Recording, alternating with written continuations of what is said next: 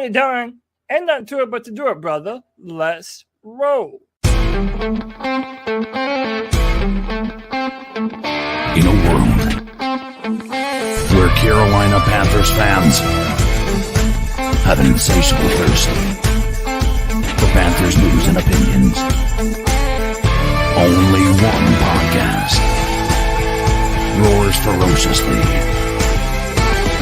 It's the C3 Panthers Podcast.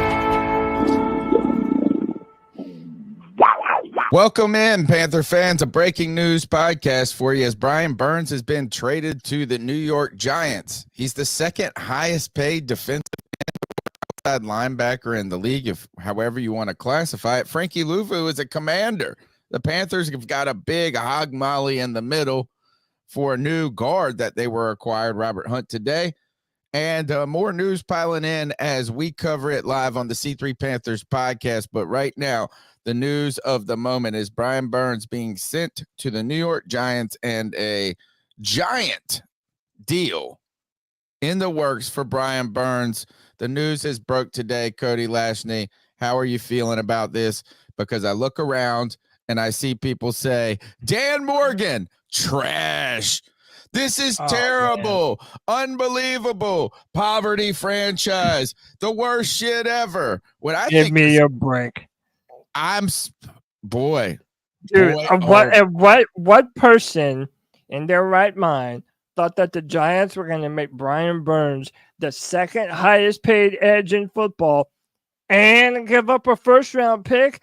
Thank you, lucky stars, that the Panthers were able to do this at all, man. The Carolina Panthers missed their window to put talent on that defensive line around Brian Burns. Now it is time to build the offense for the future. Tony, they did that today by signing Robert Hunt to a brand new contract to protect Bryce at right guard for the future. Now we're talking about, could the Panthers trade and use one of these second round picks to grab a wide receiver? The window is open to put talent around Bryce Young, and doing this allows the Carolina Panthers to do that. I know it might hurt right now, especially to all the Brian Burns fans, but Tony, I believe you, I, and CK have known that this was inevitable for a while now. And I'm happy for Brian, man. Congrats on the big-time payday. Now he's going to a defensive line that has Dexter Lawrence, Kayvon Thibodeau. I think this is the best for all parties involved. There was no way we were ever getting our first-round pick. We just weren't. You're listening to the C3 Panthers podcast brought to you by CarolinaCatChronicles.com. We're the longest running Panthers podcast out there. That's right, including the team. We haven't missed a week in over a decade now, and we're going to keep it rolling for the next decade, despite the Carolina Panthers being in full rebuild mode. CK was excited to talk about this. The Carolina Panthers have shipped off Brian Burns. They get a high second round, 39th pick this year from the New York Giants, a 5th round pick in the future. And immediately people in the chat are saying, I can't believe this. We should have taken the Rams deal. Regardless of what that was in the past, I think that the trade value for Brian Burns was going to leave Panther fans lacking or feeling like they should have or would have got more. I just wonder how Giants feel about paying so much to a guy who has only had over 10 sacks once in his career. Yeah. Your initial thoughts to the movement of Brian Burns to the New York Giants? I am here to be a bit of a voice of reason for everybody. It is okay to be disappointed that we didn't get more for Brian Burns. That's fine. You also have to understand we had zero leverage and we did not have, this is not, what's something that we said after that first game? It was something Trey Boston was putting out there. It was yesterday's price is not today's price, right? Yes. And that is legitimately what happened. He was in the middle. It wasn't the end of his 4th season. He was still in at that trade deadline. The Rams were offering those 2 firsts. The value he offered at that was there, that was going to be a year and a half of him being on an affordable rookie contract, was worthy of those 2 firsts to the Rams. This is a different situation entirely.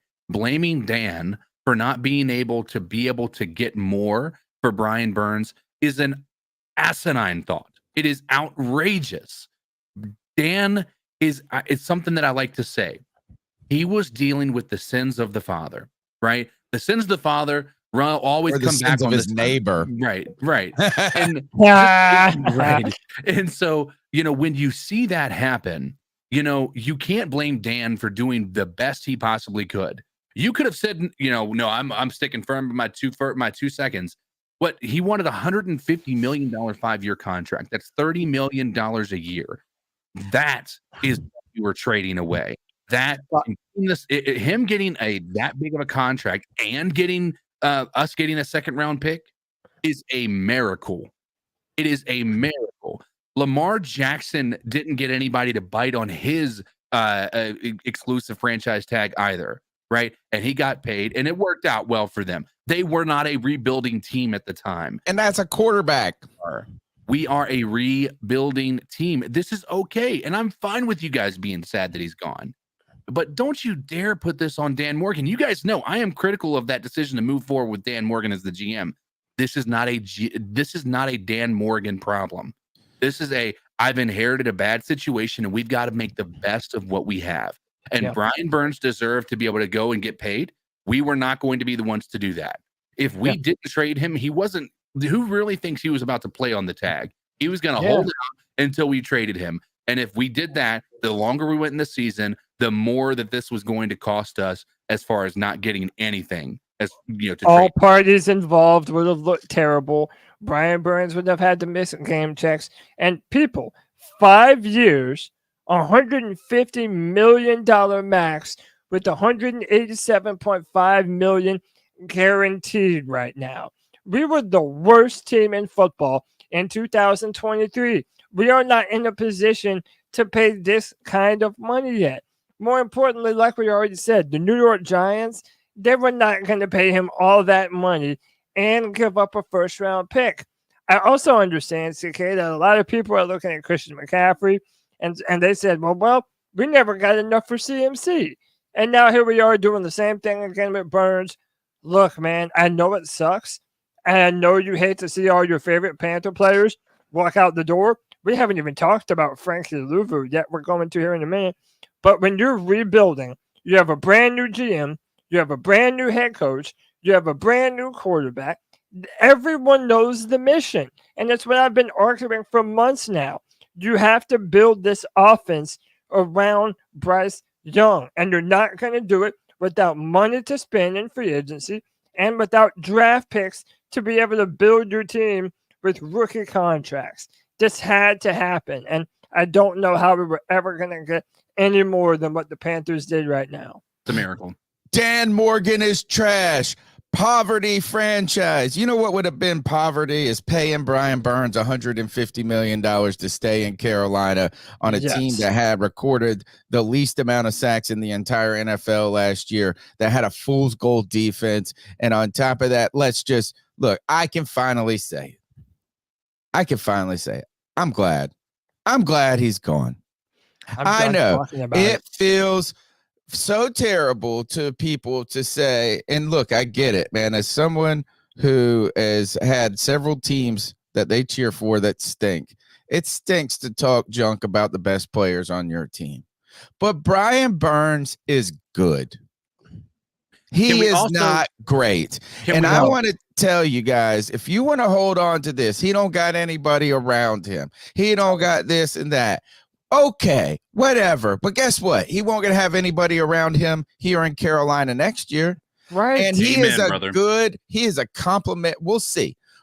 How about this? Is he gonna be a complimentary defensive end on that defensive front? Or all of a sudden are people gonna be looking around the league and saying Brian Burns is the best defensive edge in the league, the best pass rusher in the league? And I'm telling you, he's not. Now, look, I'm not cheering against him. He's good. He's not great. And to say he's elite is insane to me. On top of that, for people that are saying we screwed up, The bigger screw up, folks, was us be cutting the check for $150 million. Because you should say this. You can go ahead and calculate the $87 million that's fully guaranteed. They're going to spread that out over 5 years. That's $17 million against the cap each and every single year at the very minimum. Right. Then you have to add in the salary for that season. So you take the other $75 million or about $75 million, and you're going to say this, that's another $15 million. And I don't care how you spread it out. Maybe we're able to back in some of that where it's $10 million this year, but this guy's going to cost the New York Giants $27 million this year. Yeah. And he's going to cost them $27 million next year. And that's the minimum that it's going to be. And I tell you this is I want to know, Panther fans, you can call in at 252-228-5098. We'll take some calls tonight. But at any point, do you think that you believe that Brian Burns was so good because he was a player on your team? Do you think people around the league, do you think a Rams fan knows who the hell Brian Burns is?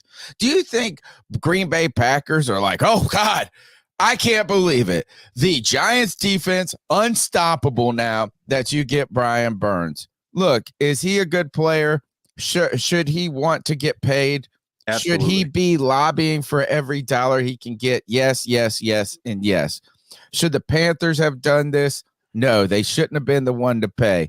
And let's get past the 2 first-round picks for the Rams. It's gone. It hasn't been there for a while. And to be honest, it's more rumor and conjecture than if we know if it's truth. Now, maybe it was. And if it is, the big mistake was not taking it. To say this is to say you're not going to take any player 2 first-round picks for him that's not a quarterback. You should have said this is anytime somebody calls up and says, we'll give you 2 first-round picks, you just say, not a quarterback? Yeah, done. Hanging up the phone. We're doing it right now. Brian Burns signed a $150 million contract. And yes, you can tell me, look, the salary cap has gone up. Everybody's going to get paid more. They're going to get paid more the following year. Part truth to that. But you folks might have overpaid for your house if you bought it in the last 2 years. Hate to say it. Maybe the prices are like that, but you're overpaying right now for players, and they're going to tell you that the market is only going to continue to go up. Well, check the running back numbers. Check the safety numbers. They ain't as big as they were 2 years ago. Sometimes there's some ups and downs and things, and while defensive ends, or in this case, outside linebackers, which are defensive ends in my mind in this NFL, while these guys are premium players when it comes to left tackles, when it comes to defensive ends, and when it comes to quarterback, they're the top 3 tiers of players.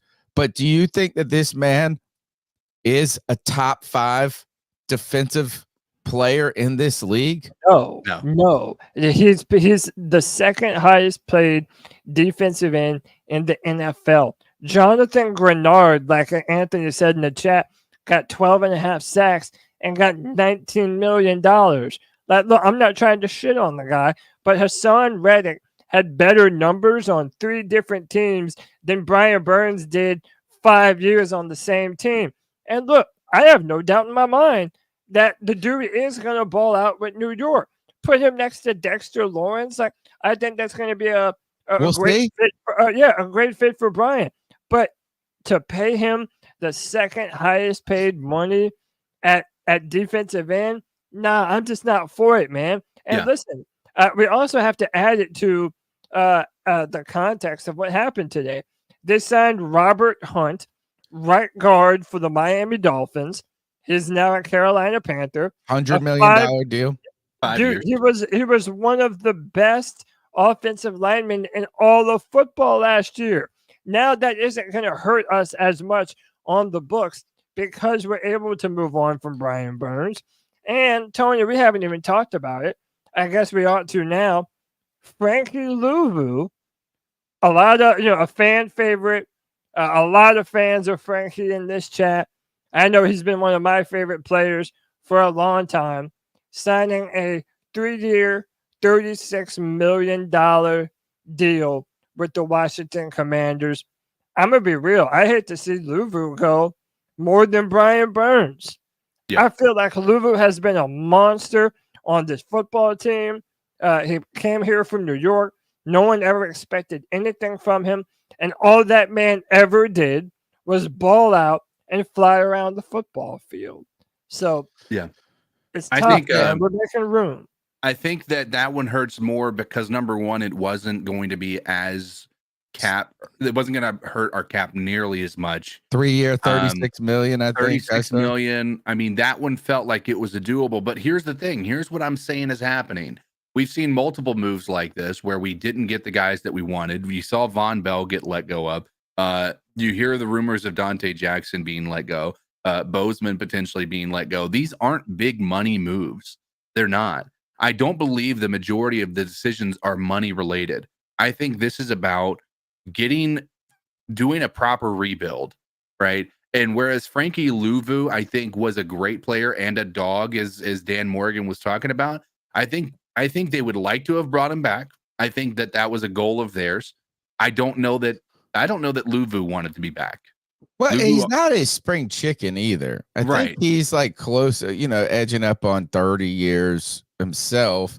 And Luvu was an impact player. He made splash plays, but no one's going to go out there and say that he is Patrick Queen or, like a guy that he's the best player and the other teams don't even know who he is. Exactly. Right? He's the best player that other teams don't know. Jordan Schultz went on the Pat McAfee show today and said that the Panthers were pursuing Patrick Queen. So we might not even be done at that position. And the word is that he was, I know there were some fake tweets, but the word is that it was close to being a done deal with the Seahawks, but something had changed and he's still out there. And, the word, again, if you were to read between the lines, is that the Panthers came in and were trying to make something happen. I'd be surprised by this. This would be, again, a direct contradiction to what I believe, which is this team is rebuilding. I do think Patrick Queen is a younger player, and that could be a foundation piece to build around. But that would be a surprise to me. North Carolina legal sports betting is now officially live. To celebrate, DraftKings is giving new users $250 in bonus bets for a limited time. All you have to do is register for DraftKings using the R code FSBETS. Deposit $5 and place a $5 first bet to instantly receive $250 in bonus bets. The best part is that you get all your rewards even if your $5 first bet loses. If you signed up for DraftKings with our early bird offer last week, you will automatically receive the $250 in bonus bets after placing your first bet. Registering with our code FSBETS not only gets you these fantastic bonuses, but it directly supports the podcast. This offer is around for a few weeks. It's only around for a few weeks. Remember to enter our code FSBETS to claim your $250 in bonus bets. This offer is available for new customers who are 21 and older and physically present in North Carolina. Please remember to always gamble responsibly. If you got a gambling problem, call 877-718-5543. Check the episode description for the full terms of the offer. Look, is that the Panthers were not going to be active in day one of free agency very much. I thought that you landed a guard at the cheapest price by any means, but you got a top tier guard, or it looks like it, a top tier offensive lineman, and they wanted to bolster the middle. And other teams were paying guys a lot, right? So it's not like these guards were just commanding a little bit of money. You have to pay to play, and it's all about what you're paying for. And what are we paying for? He's a 6'6", 335-pound guard that played over 600 snaps last year. This dude is a mountain. He is a people mover. And what have we been saying for a long time, Tony? That we have to build that interior of the O-line if we're ever going to let Bryce be successful. Look at how physical my man is at the point of attack. Moving people out of the way, getting upfield. listen, Austin Corbett was hurt so many times last year, Tony. The injuries continue to mount up for him. It's reasonable to assume that his best days were behind him. And listen, moves like this, it's why I'm okay with losing Brian Burns. And even though I loved Frankie Luvu, and it's a hard pill to swallow, this is why I'm okay with that too. Because we see that there is a concerted effort by Dan Morgan and Dave Canales and Brant Tillis to build this offense and make this offense viable for the first time in a long time. I don't think we're done, boys. One of the questions that we're going to have to ask now is, now that we have another second round pick, are either of those picks in play to maybe potentially trade for T. Higgins or Jordan Addison? Is that the guy? Not Jordan Addison. Who's the dude? Michael Pittman from the Colts. He might be someone that the Panthers might be interested in sending one of those picks to. Or Carolina could just double down and draft a receiver and a center in the second round, or another linebacker. The Panthers have options now. And another thing I wanted to mention, we don't know what Dan Morgan would have done if he was the general manager when the Rams did offer a theoretical trade for future first round picks. Maybe Dan would have accepted that deal at that time. We have no way of knowing. I am happy with everything that Dan Morgan has done today. I love the direction that we're moving. Pittman did sign a contract today with the Colts, so he's not going to be available. But what we have here is a lot of things happening when it comes to the Panthers, and a lot of people exiting. And one of these, the exits that we saw, Von Bell was released today. That's going to free up some money, or a little bit. The Panthers, with Brian Burns on the books for $24 million. And by the way, if you would have signed him to this deal, it would have only been up by $3 million this year. Right now, maybe you could have massaged it and pushed some of it farther back, right? But the Panthers didn't have any money to work with. You're talking $15 million to work with, and they have been letting guys go left and right, trying to free up anything to start building that wall for Bryce Young. Bradley Bozeman on the way out, it looks like. Von Bell on the way, it looks out. Right now, they did sign Troy Hill to a 1-year deal, who's playing the nickel corner for us and reasonably well. But the Panthers, Xavier Woods, see you later. Frankie Luvu, see you later. Brian Burns, see you later.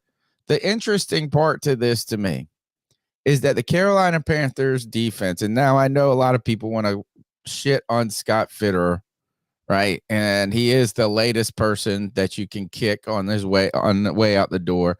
But the Carolina Panthers, the year before Scott Fitterer got there, invested 8 picks in the defense. 8 picks in the defense. And right now, there's not a single player on this defense other than Derek Brown, who was, I believe, the first pick in that draft as well for the Panthers, that anybody cares about, right? This team is rebuilding now. It looks like in entirety, and probably about time. The fact is, all right, do you really think the compensation for Brian Burns was all that bad? I'm with CK.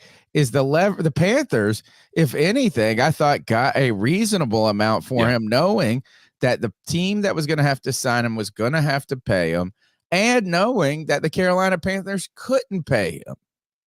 Right. No, I think wholeheartedly. I think that the compensation. I think we should be excited that we got the 39th pick. Right. We took that money off of the books, and that's going to allow us to do a few things. And here's the thing, and Tony, you touched base on this, but I think people need to hear this more. Right. There's a lot of context that needs to be had. Right. The people who are Brian Burns, defenders, and I can be one of them. Like, I look at this and I think that there's a legitimate conversation to be had about his production last year. Right. Yeah, he admitted that maybe he took some plays off because he was worried about his health and the contract and all that stuff. Sure, whatever's going on there, that could have been a part of it. However, the part of this that I think is worthy of a conversation is we were a team that we were always behind. meaning teams were not running, we're not throwing the ball against us. We were, and I've mentioned this ad nauseum. So to his credit, he wasn't given nearly the same opportunity that many of the, Nick Bosa's and the Myles Garrett had, because they were usually playing from a lead, right? So we weren't in obvious pass rushing downs. And many of those, he was dropping back into coverage. Sheena had talked about that on her spaces earlier, right? That's what happens when you're an outside linebacker. Right. But here's the thing.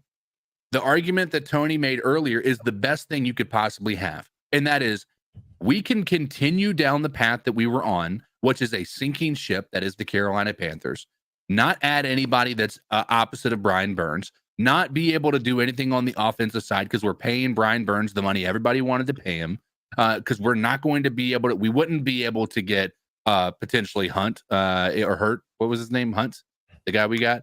Robert Hunt. Robert Hunt. And so we wouldn't have gotten him. Now we're still dealing with the same issues where our offense can't score. We can't even be in the potential running for being able to fill many of these holes. So now we're still just running it back with the same bullshit we've been running it with for the past 4 years. It doesn't make sense to continue to do the same thing over and over and over. That is literally the definition of insanity. Let's move forward. Let him go get the money that he earned. Like, Brian Burns earned that money. Aren't y'all ready to see touchdowns? Yes. I'm ready to see some touchdowns. And I'll be honest with you. We want to look back at CMC and say, look how good he is, right? CMC would not have had the production here that he had in San Francisco this year or last year when we first traded him. Brian Burns very well could come out and be a top 5 pass rusher in the league next year. He was not going to do that here. This might be the best possible situation for Thibodeau. Thibodeau may be actually be one of the best. He may be one of the best defensive rushers next year because Brian Burns is opposite of him. We saw that happen with Reddick the year he was with Carolina. I think Brian Burns is a great player. I really do. I don't think he's worthy of saying he's crap. One bad season does not mean that he is the worst player and he doesn't deserve to get paid. We cannot, because we are a rebuilding team. I loved Brian Burns and I wanted him to be here for his entire career, because there's something about having the mayor of Charlotte, having guys like Thomas Davis, having guys like Luke, having guys like Cam and Greg Olsen and all of these legends, Mike Rucker, these people that stick around because they identify as being Carolina Panthers.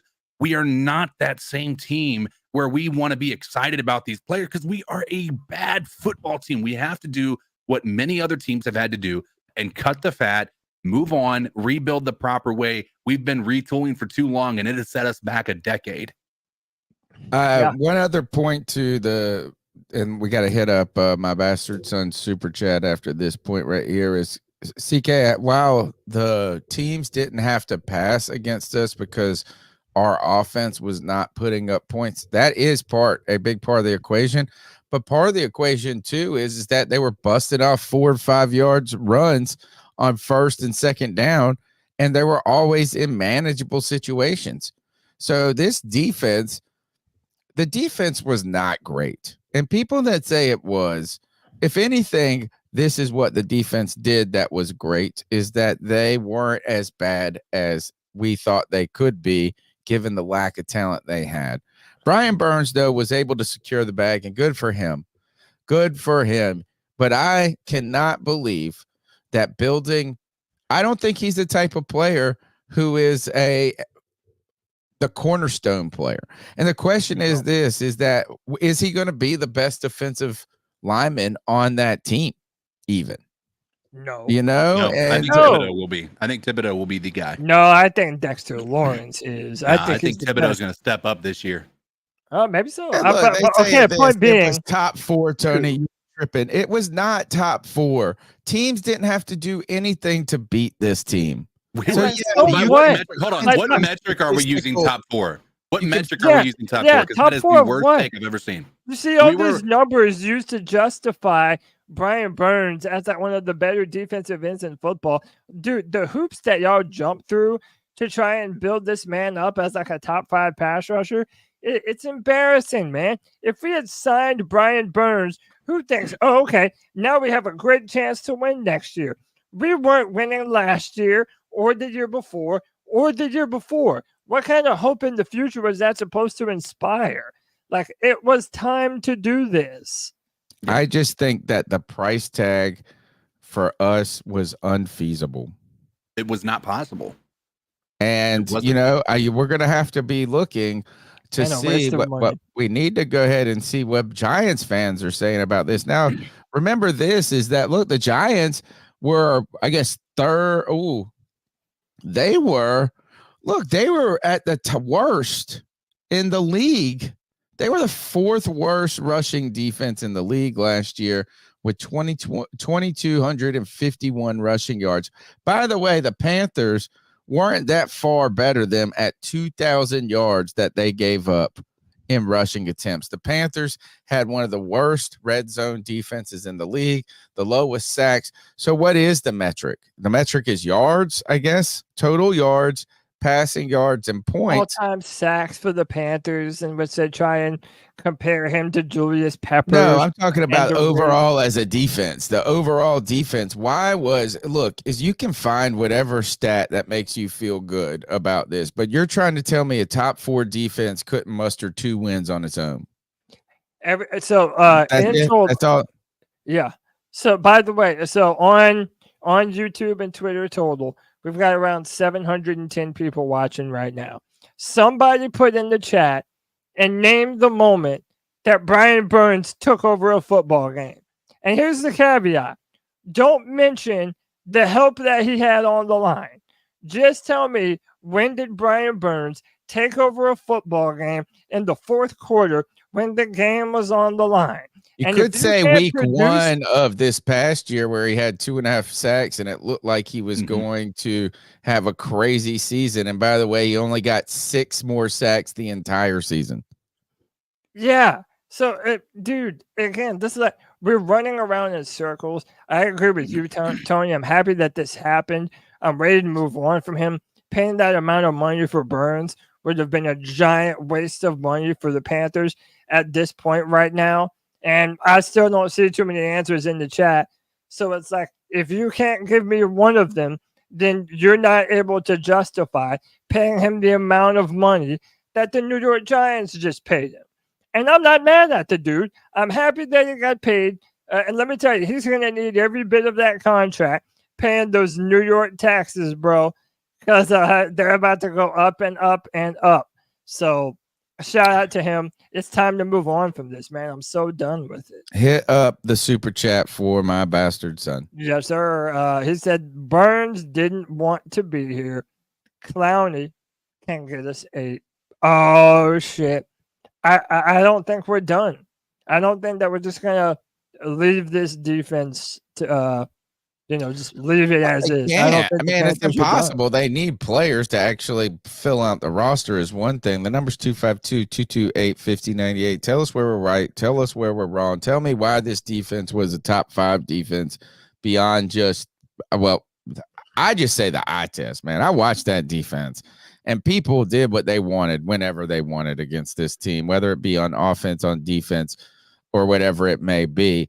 The number is 252-228-5098. You can support the show by being part of the chat, smashing the thumbs up button, subscribing, letting a friend know about the longest running Panthers podcast, where we're developing a community that lets you be the leader of the show. Cody, can we take some calls right now? We got a couple in the chamber. I'm sure they want to talk about Brian Burns and how great he's going to be with the New York Giants and his giant contract. Hey, how fitting is that? Pun intended. 252-228-5098. Ole do it. So what are your thoughts on catcalling? Yeah, it's pretty. You shouldn't do that to somebody. And how did that make you feel? Very uncomfortable. So how do you think catcalling makes the person feel? It feels good, like. Who's that cat sitting in the back corner with his face buried in his nose? Who's that kid that can use one?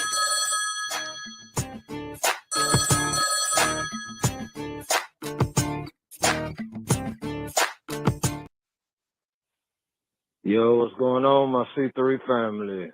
D, what up? North Carolina. Yeah, chilling.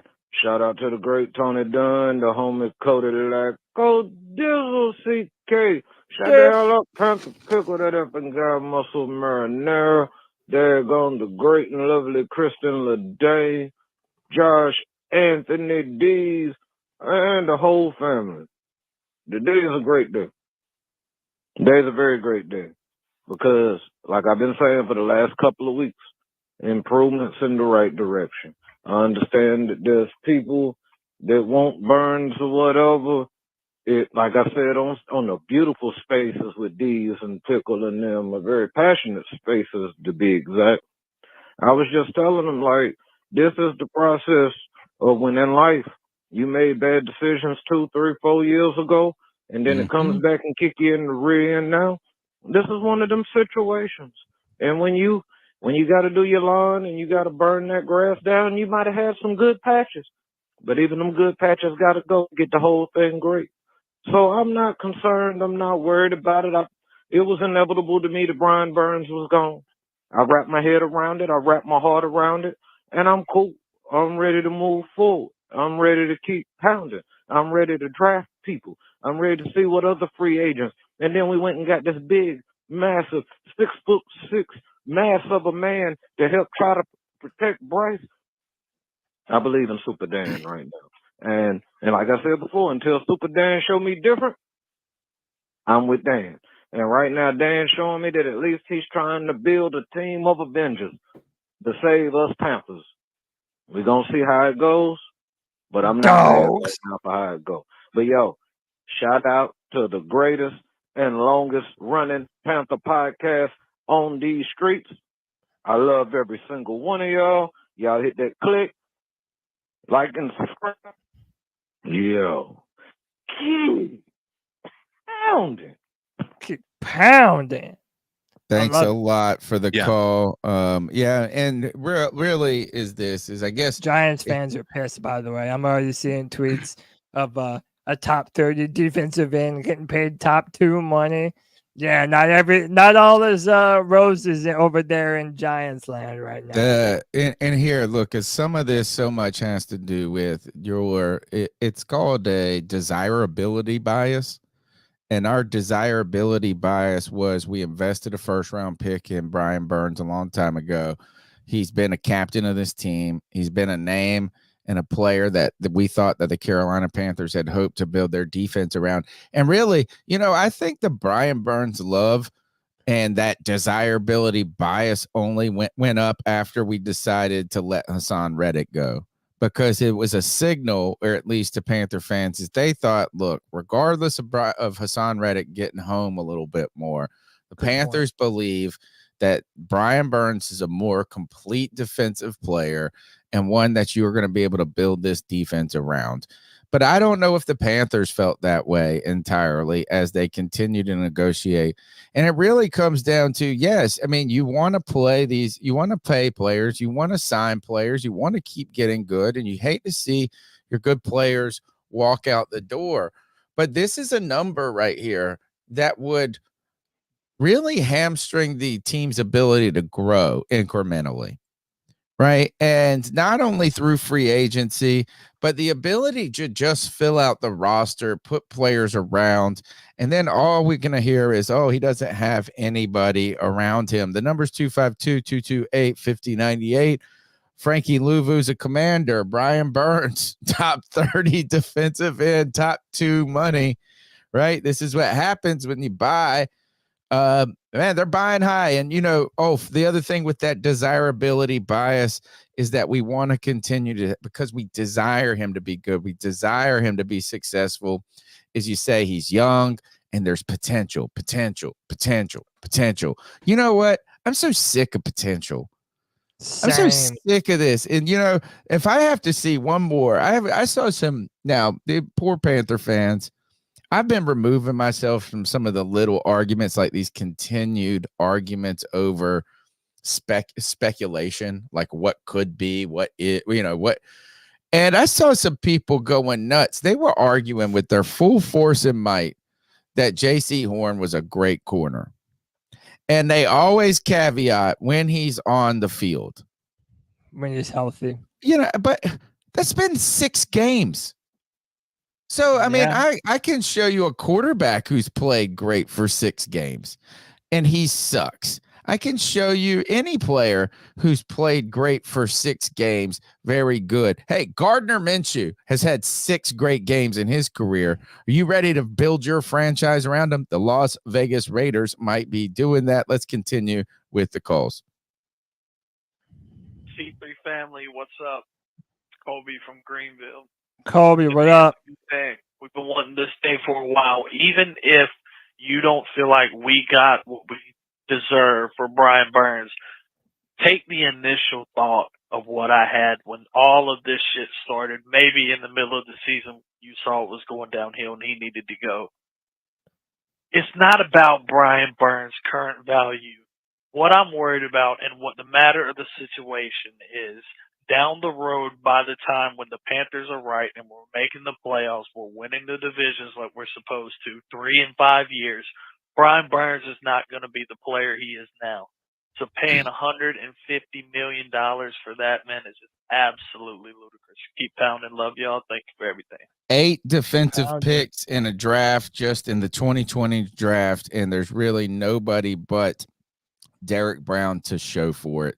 This team right now has nothing.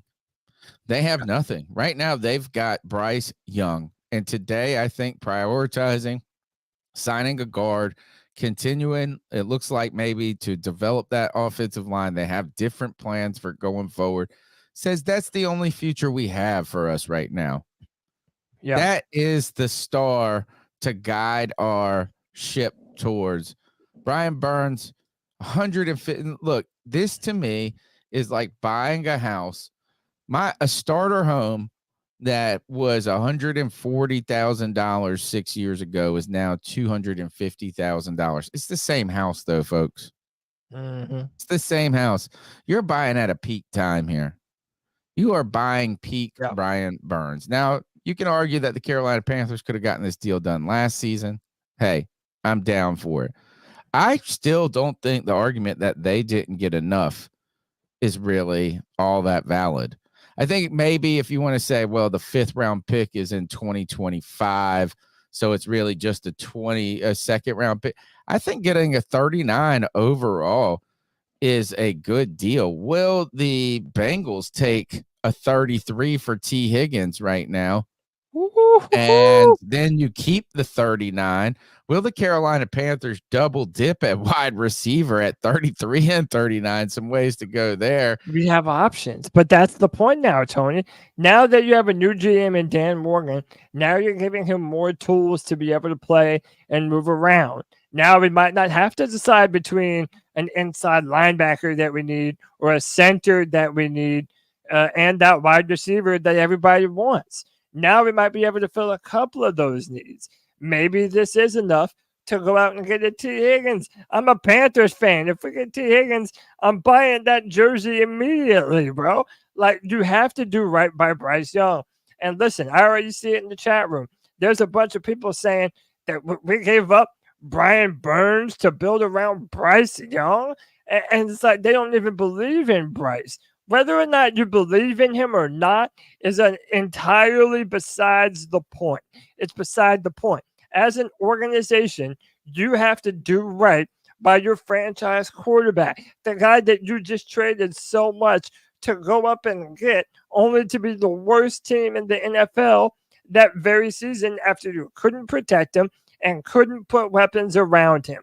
Dan Morgan is trying to make up for the sins of the 2023 season. And to this point, I think he's doing a damn good job. I want to address DJ the Kid 91's comment. He says, the star y'all don't even want. Y'all don't want Bryce. Y'all hate on him at every turn. First thing, when I say a star, I mean like you're guiding, like your North Star, where you're charting your course to. Number 2, I'd like to go ahead and remind you guys that the compilation of this podcast and all the people in the chat is not one single voice, one single look, right? If anything, look, is CK very a big defender of Bryce Young consistently throughout. You've got Cody, who has had his questions about whether or not he can be or will be good and if it was the right pick. And then you got me. And I'm going to tell you this is my position on Bryce Young is very similar to Brian Burns in a way. And that is, I'm just not going to go and tell you this guy's elite until he is. Right. Right. I'm You not going to haven't say, seen I'm not going to, I anything mean, that's like, hey, is you know what? But here, and you said it, Cody, is it doesn't matter if he's going to be good or great or regular or terrible. You invested in it. You bought the house. Now you've got to live in it. And look, is that whether or not Bryce Young is, I just am to the point where I've been doing this long enough, folks. I'm not hot taking it for you. I'm not going to hot take it. Maybe that's what I need to do to get more traction. Maybe that's why we are just an incrementally growing podcast, because I'm not a hot taker.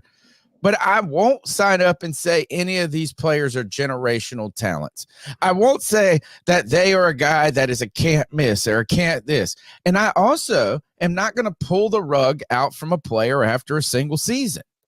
That's the one thing I'm not going to go. And if anybody on this podcast, I would say that my position of Bryce Young has changed very little throughout the very first year of his career.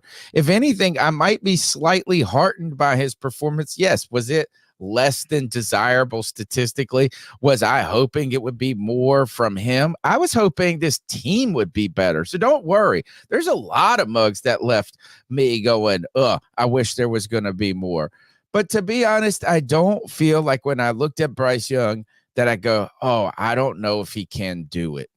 I didn't walk away with that. I think I saw some signs that he can be a good quarterback in this league, but there's going to have to be a lot of other things that happen. I thought there was some mental toughness that he showed. I thought there was a lot of physical toughness that he showed. But I also thought that he showed you guys this, is that just because you guys want to suck off a person because of some draft guy that told you this or that, is he has his own limitations as well. His height, okay, that's not even the biggest one. But look, you traded a lot for Bryce. You build your teams around quarterbacks. I would much rather this team to give everything, their full faith and confidence in Bryce Young, and it fail, than for them to set him up in a situation where he can't succeed. Right. And again, no one's like doing backflips over Bryce at this point, unless you're like a super fan of him. But Desirability bias. Yeah, we all pretty much agree, though, that if he's going to have a chance, you have to give him a chance. How long did we watch Cam Newton have to carry an offense after they failed to put good wide receivers and good O-line help around him for outside of a year or two? And but he you have to do is a these special things. player that could actually do it. Yes. Right. Whereas Bryce doesn't have those physical gifts that he Cam can't Newton run off did. 100 yards. You can't say this is No. we're going to make you the play. He needs. You couldn't ask Tom Brady to do that. Right. And now this is what Cam we're doing. Newton kind of screwed us in some ways for that, is because he was so exceptionally awesome, because he was so big and so crazy athletic. You had Brian Bell at left tackle. Yeah, you I mean, went to the Kelvin Super Bowl with Benjamin. Philly Brown. Where were all the people saying, get Cam a Like star? Rimmers. Get Cam a star. We didn't even have that conversation as Panther fans until we realized it was too late. And that's Right. why we celebrate, or I think a lot of people celebrate Brandon Beane in Buffalo, because I thought when he went and traded for Stephon Diggs, that was him taking a lesson from what they did with Cam Newton. Yes, and what they didn't do with Cam Newton. Right, exactly. AWS Drummer 25 with the $4.99 says, y'all, I'm hurting. I'm fine with Burns leaving, but Luvu leaving is eating my soul.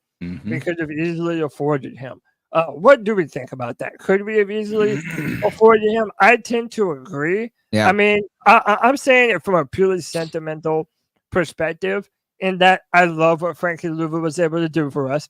He was the most consistent defensive player on 3 different coaching staffs, and the man was from the New York Jets, came over here. No one expected anything from him, and all he ever did was prove his leadership and toughness down in, down out. So for those reasons, I hate to lose him. And it's another position in our linebacking core that we have to fill now. But I don't know. What would you rather have on the team right now? Frankie Luvu or the money that he frees up that you're going to be able to potentially use on another player? Can I ask you first, how long do you think it is before we become a legitimate team again? Like how many years do we have before we're contending? Man, I'm hoping at least two. Right. Two at the So least. The short. Luvu. You think the short time The is 2 years? shortest. Right. Yeah. Luvu's already aging, right? He's a bit of an older player. I just think at this point in time, we need to be able to build. I think, and again, if we go after Patrick Queen, this is all out the door, right? My thinking here. But I believe you need to draft these guys and you've got to develop them.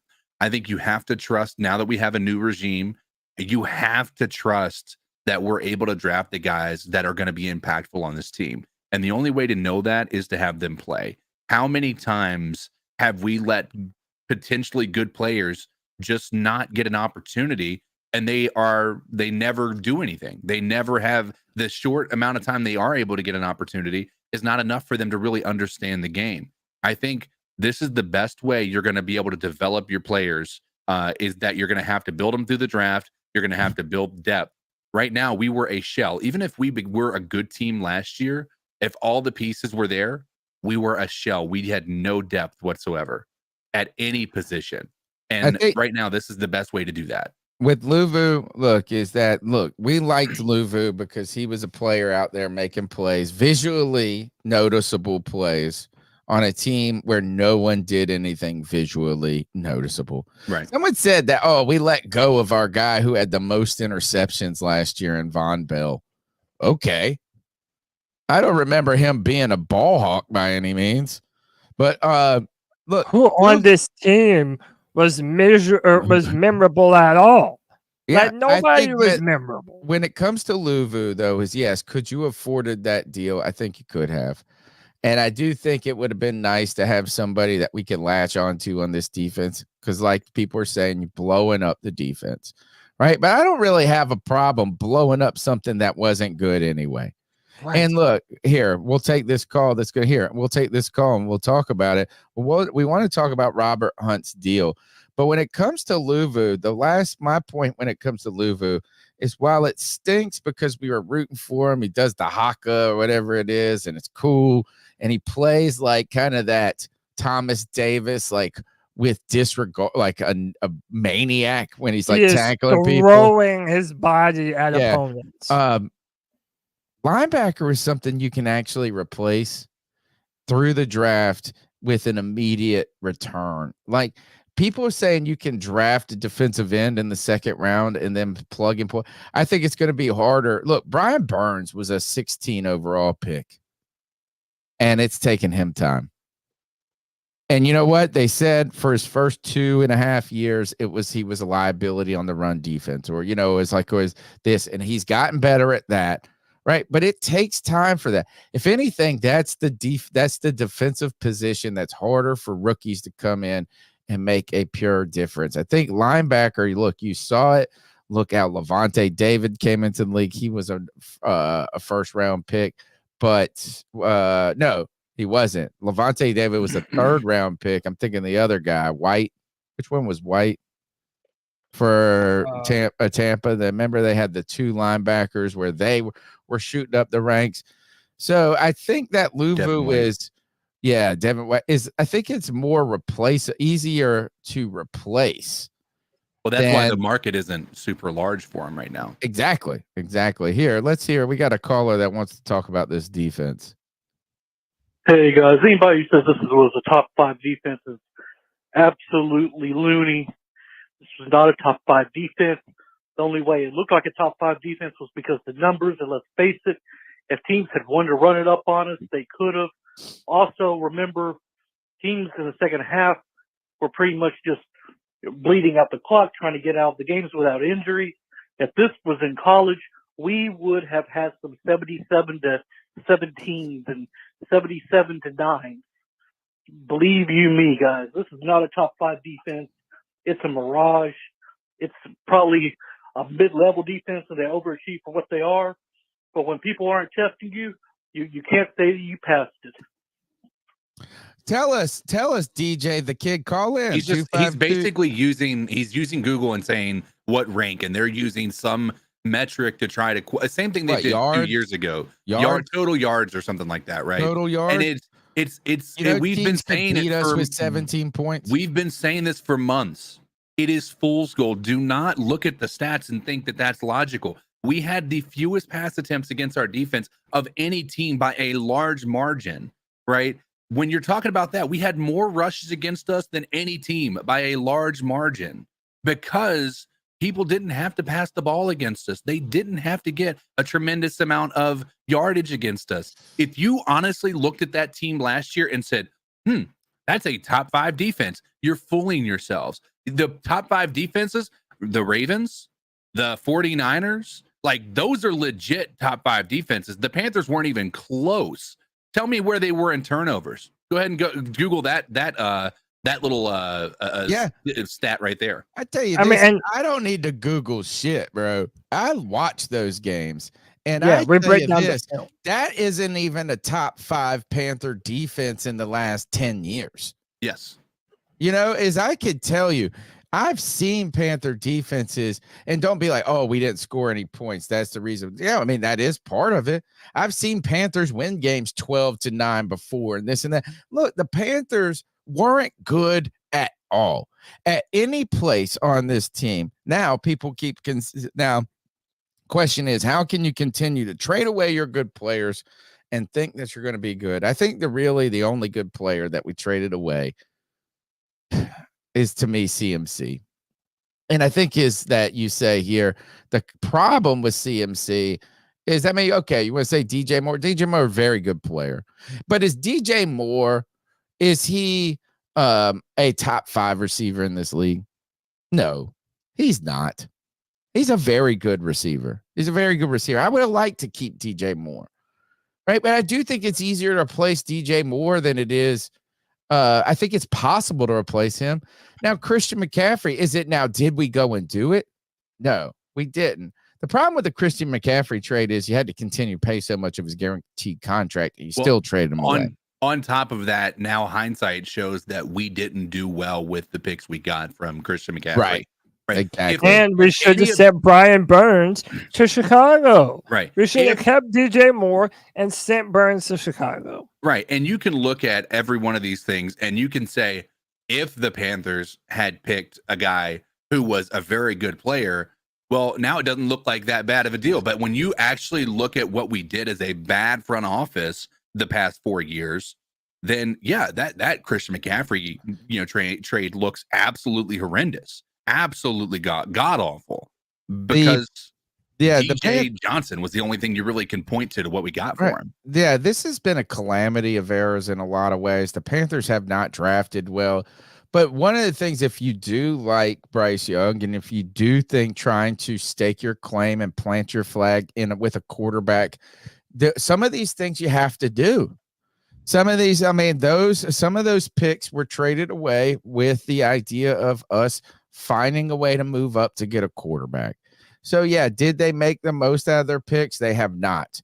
But look, it's not just bad trades. They've had bad drafts even without trades, right? And this is why the Panthers aren't good.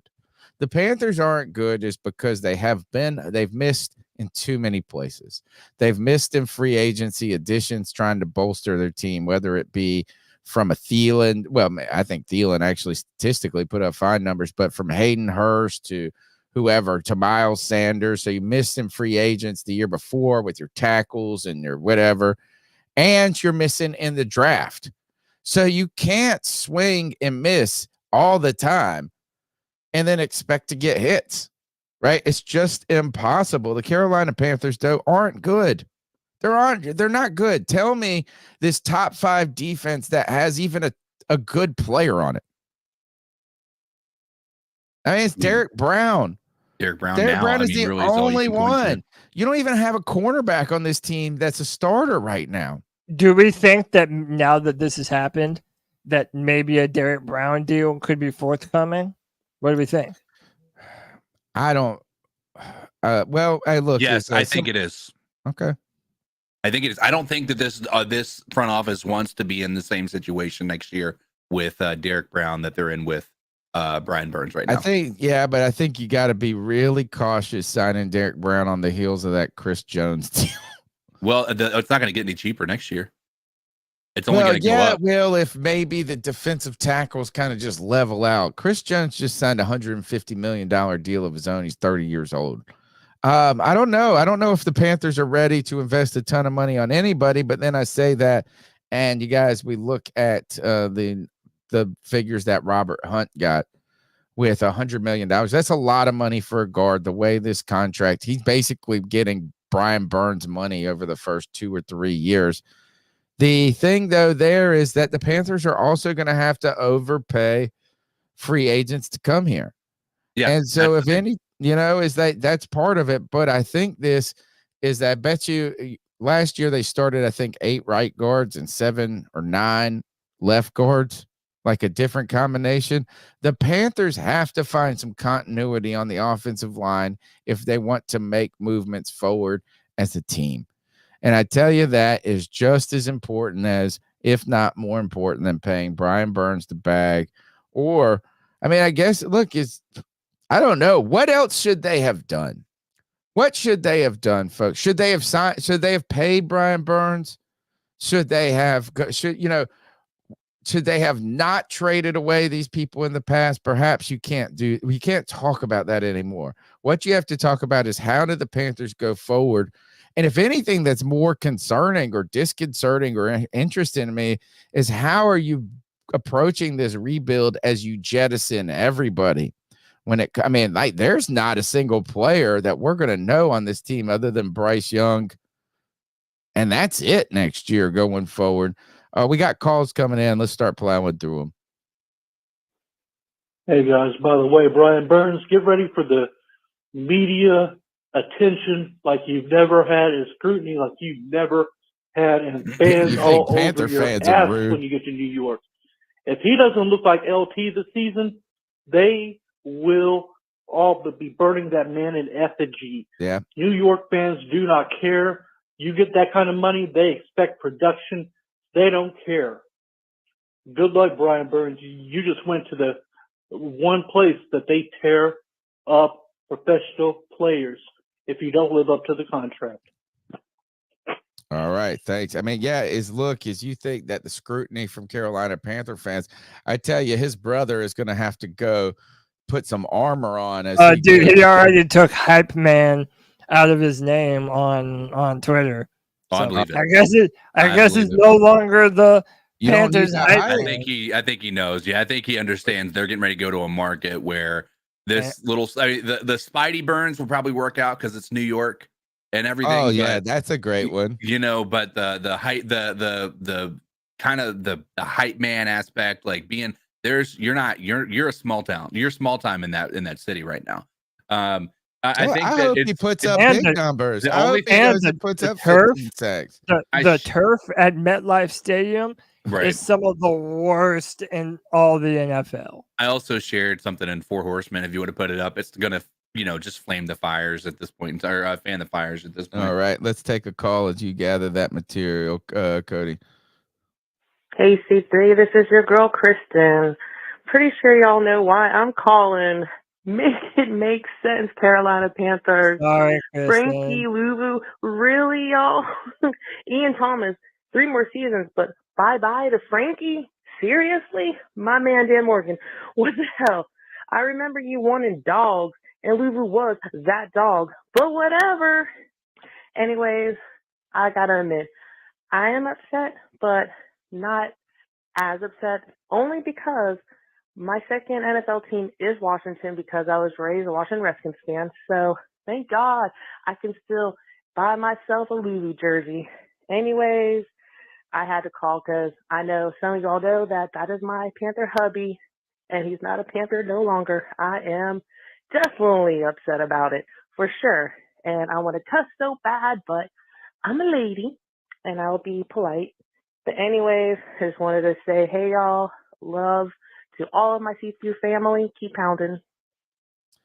The New York Giants now acquire. Look, they got some names. Look, if anything, now the good news about what they're doing is you're talking about building a young defensive front that's talented up there in New York with Thibodeau, Dexter Lawrence, and Brian Burns. The difficult part for that team is that they struggled against the run last year themselves. They lost to Xavier McKinney today as a safety who got paid. You want to talk about you guys are upset. Look, McKinney got 4 years, $68 million. That's a lot of money for a safety out there. But you got Brian Burns and Thibodeau. You know, to me, that line might look a lot like the Panthers line looked with Hassan Reddick. Yeah. And Brian Burns. I agree. You can pin your ears back. You got so much speed. But the question is now you're going to have Saquon running at you in Philly.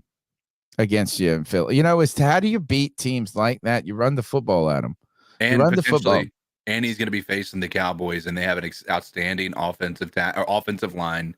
And we'll see what the Commanders do.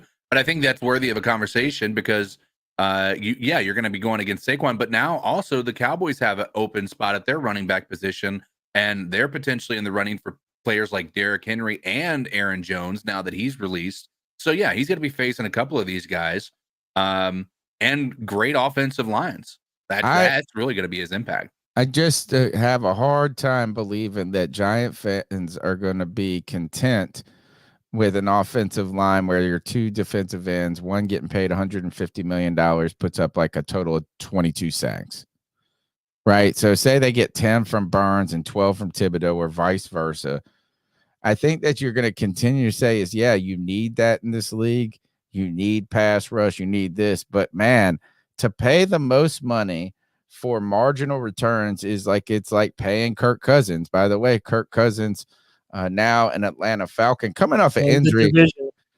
Love Kirk Cousins, though, by the way. And the reason I love him is that man has made more money than anybody, dude. This guy knows how to get paid. He gets paid. Does he scare you with the Falcons? He sure doesn't fucking scare me he scares me as much as Derek Carr and the Saints scare me, which is fucking not at all. Way better Dude, than he is Derek way Carr. better than Derek Carr. I hate to tell you, he's already beat the Panthers by himself a couple of times. Remember the Falcons? They're perennial underachievers. Drake Kirk London, Cousins, Bijan Kirk Robinson. Cousins is the definition of a perennial under contender. Dude, this is like Kirk Cousins is not an underperformer. I think he's an overperformer, if anything. Bro, drafted in the look at 5th his round, numbers. lasted longer than RG3. Short. Okay. I think if anything, he's coming off an injury. That's going to be. That's our hope. That's the real thing is. But Kirk Cousins, he plays, bro, and they ran that entire offense through him and Justin Jefferson, and he was able to answer the call over the last 3 years. He's gotten to be a far more improved player. If you think of Kirk Cousins 5 years ago and the Kirk Cousins of the last 2 years, they're two different players. Let's keep going through with these calls. They're rocking and rolling in. Anthony, they're coming. You're on the way. What's up, C3? Now I know Charlotte Sports 1. Now I know Kyle. Here we are. Hello, Kyle. And let me just start this call off by saying, keep fucking pounding. Let's go. This team, we may not have got the compensation that we probably should have got for Burns, but if we would have traded him last year, we could have. So really, we're just cleaning up the mistakes that Scott Fitterer made, and that's what it looks like Dan Morgan's doing, and Dave Canales has a plan. So whether we got what we were supposed to get or whether we didn't is irrelevant. It doesn't matter. It doesn't matter at all. This is where we are. I want to talk about where we go forward from here because, names are flying all over the place, and I don't think we're done by any stretch of the imagination.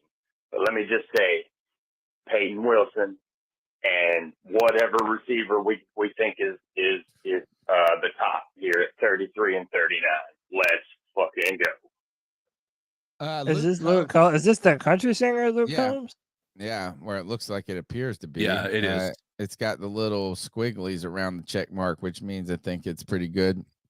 What are we doing? Luke Combs mentions the Panthers. No first round pick for McCaffrey a few years back, and now none for Burns. Are we just firebombing the whole team here or what? I usually don't comment on these things, but it's just becoming slow torture at this point. You're right about slow torture, but you're firebombing a team that was 2-15. That's what you do. You firebomb terrible teams. YGM got paid $18 million for a two-year deal with the 49ers. Wow, really? Yeah. YGM going to the San Francisco 49ers. YGM been a punching bag for a lot of Panther fans out there. They started to get a little quiet as YGM had some improved performances over this past season. But adding to the San Francisco 49ers defense, they continue to always reload on that defensive front or add players. You know, they're going to have to replace Chase Young in some capacity.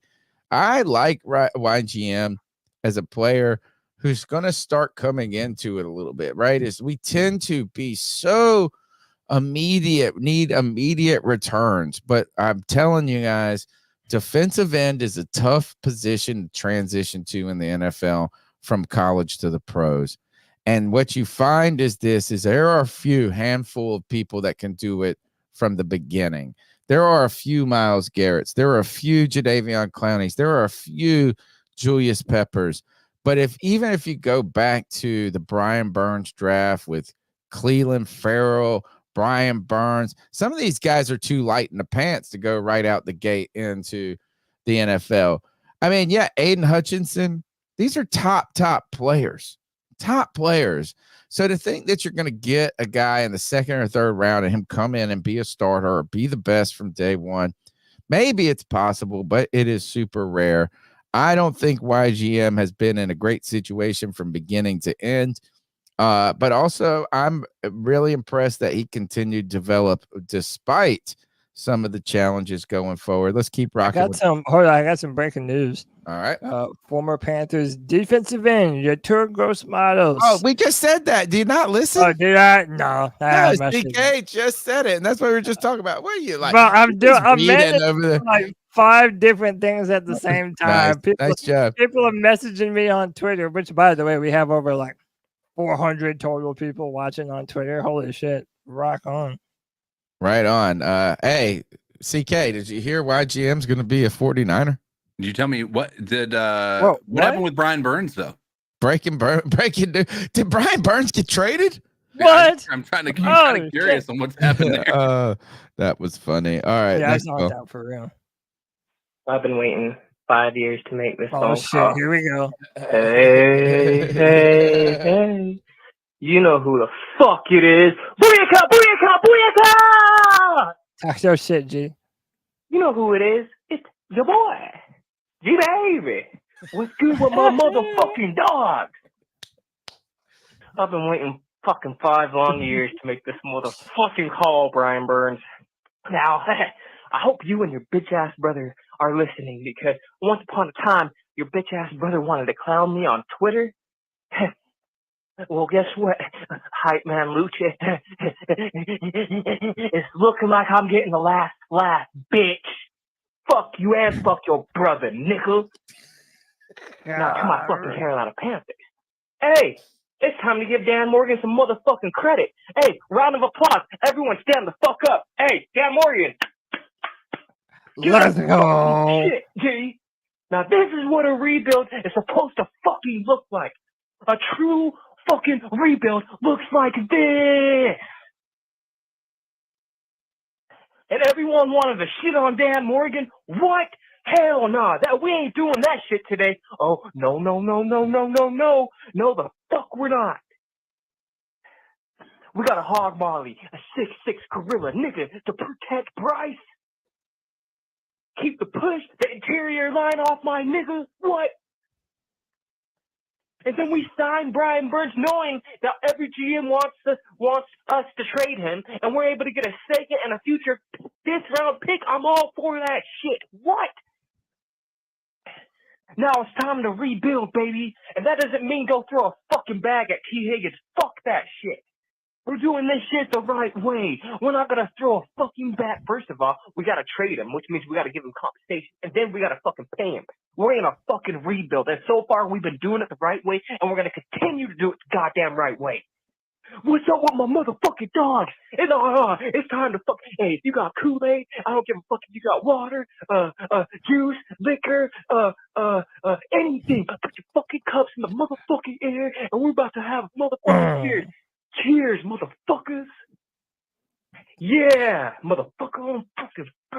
Fucking famous Jet Jackson, man. I've been gone for a little while, but you know, the real ones know where the fuck to find me. You know who the fuck it is. It's G, baby. I'm calling back. G, baby. Oh, I agree with everything except for the T. Higgins thing. I'd be fucking lit if we could get T. Higgins on this team. I don't care what nobody says. My inner fanboy will have it no other way. But hey, dude, Tony, you've always said this about G, man. Like, love him or hate him, that dude, he sticks to his guns. Oh, yeah. And bro, like, he's been right on a lot of shit, man. So at this point, he's allowed to talk his shit. Love him or hate him. Yeah, and we should, since there's probably a lot of people here who don't know. G baby is black. G baby has black. Hold on, G baby has the right amount of melanin to say that word. I promise. Okay, I promise. Here is this: is I just am not sad by anything. Who was it? You put out a tweet that was like, "Just whatever happens, I don't get upset." That's how I feel. Like, I'm not upset about any. This is Greg Allman. He, I believe, is a Tampa Bay reporter. He said Carolina had 3 players with more than 2 sacks last year. All 3 are gone today. Burns traded. Luvu, Gross-Matos signing elsewhere. Who cares? That you had to say this. You had 2 sacks. 3 players with 2 sacks. Good God.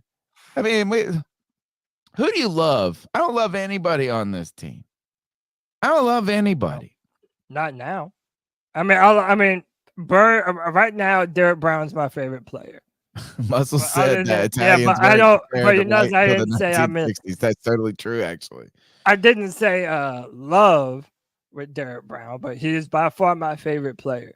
I hear you, man. We need something to hang on to, and right now we just don't have it, and that's why I am not gonna cry about Brian Burns going to get paid somewhere else. Let the New York Giants overpay Brian Burns. Or hopefully they pay and he excels. I hope he excels. But you know what and now there is something to be said about paying people for future potential, not off of what they've done in the past. Right. And so some of the idea was, if you go back to the Christian McCaffrey 2000, the 1,000 season that he had in 2019.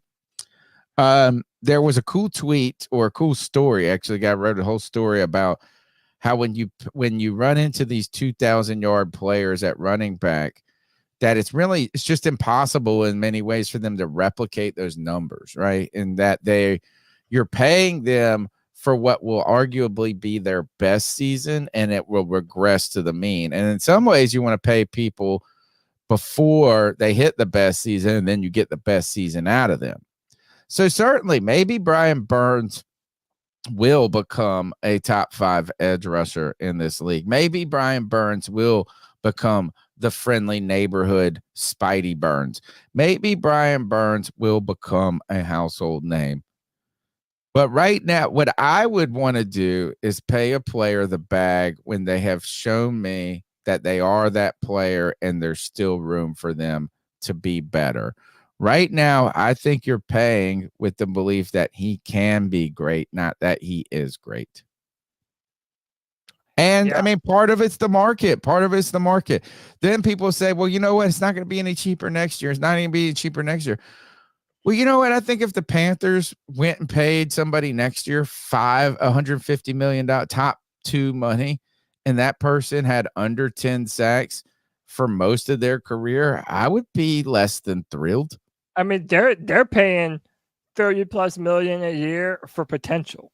Yeah, good. Yeah. Let them. Let him pay for all that potential, and hopefully he can live up to it there. He never did here, and let no one tell you that he did. All right, let's take another call here. Happy free agency, boys. It's Nick from Seattle. What it do? Let's jump in. I am stoked about Robert Hunt.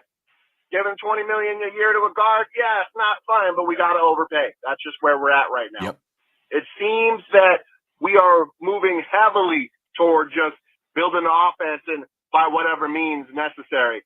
I'm not happy that with the total compensation we got back for Brian Burns. I mean, a second and a fifth.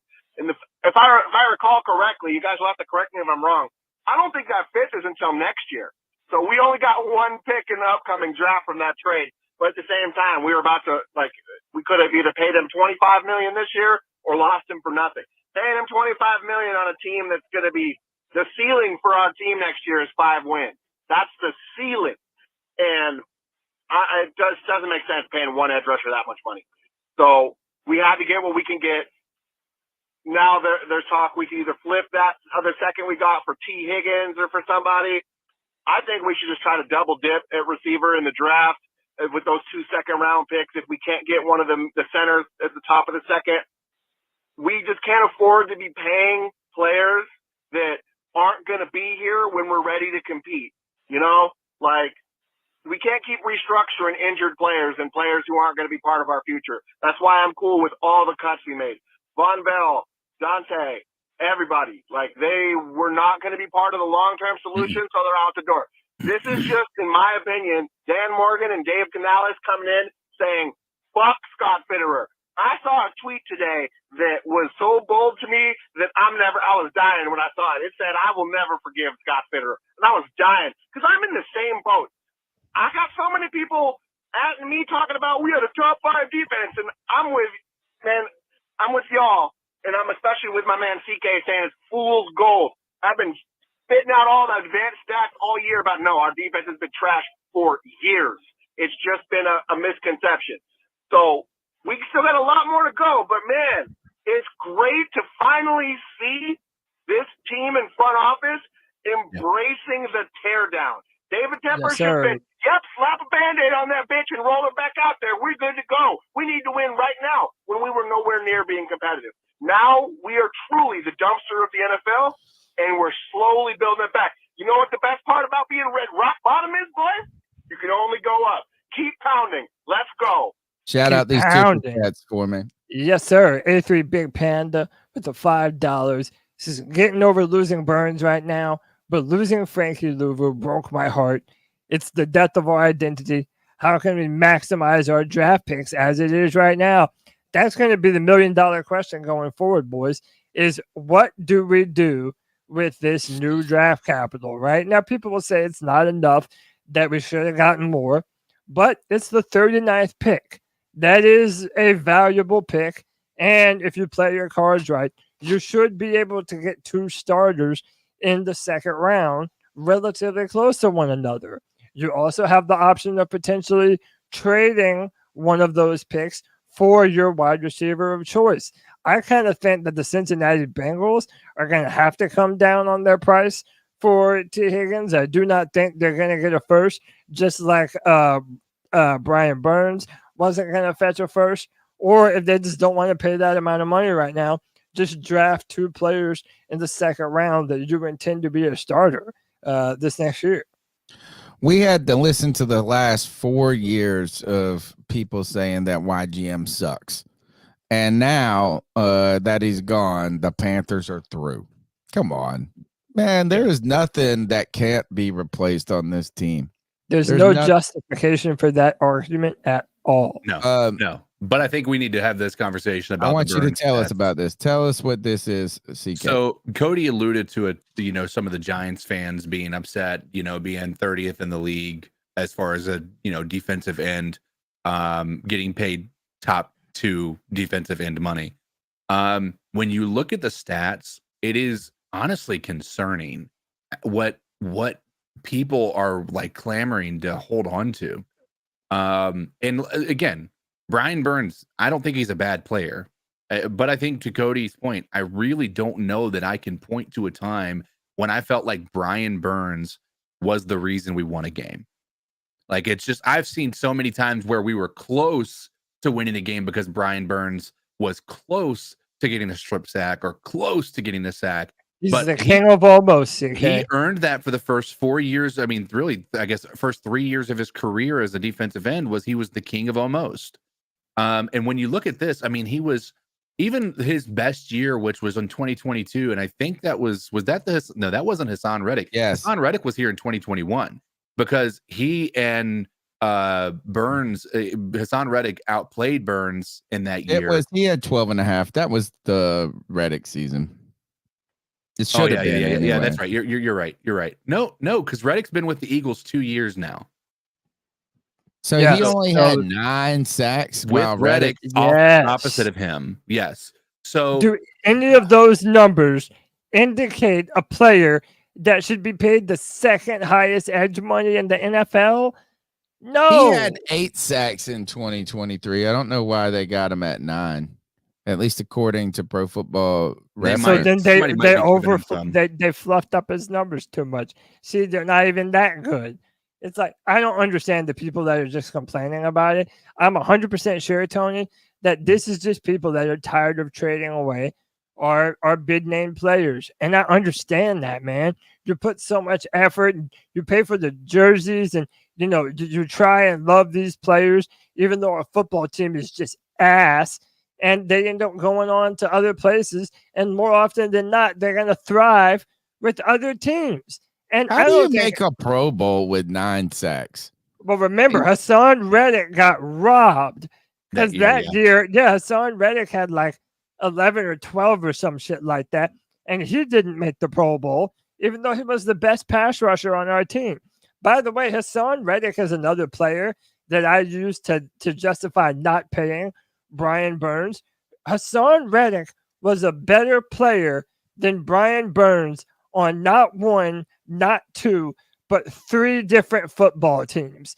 The Arizona Cardinals, the Carolina Panthers, and the Philadelphia Eagles. And you put more numbers than Brian Burns up in all 3 of those seasons. By the way, Hassan Reddick has had 4 seasons with over 11 sacks. And 11 or more sacks. He asked a question, and I think it might be the biggest question that he isn't going to win the argument on, and it's how many times did Luke win a game for us?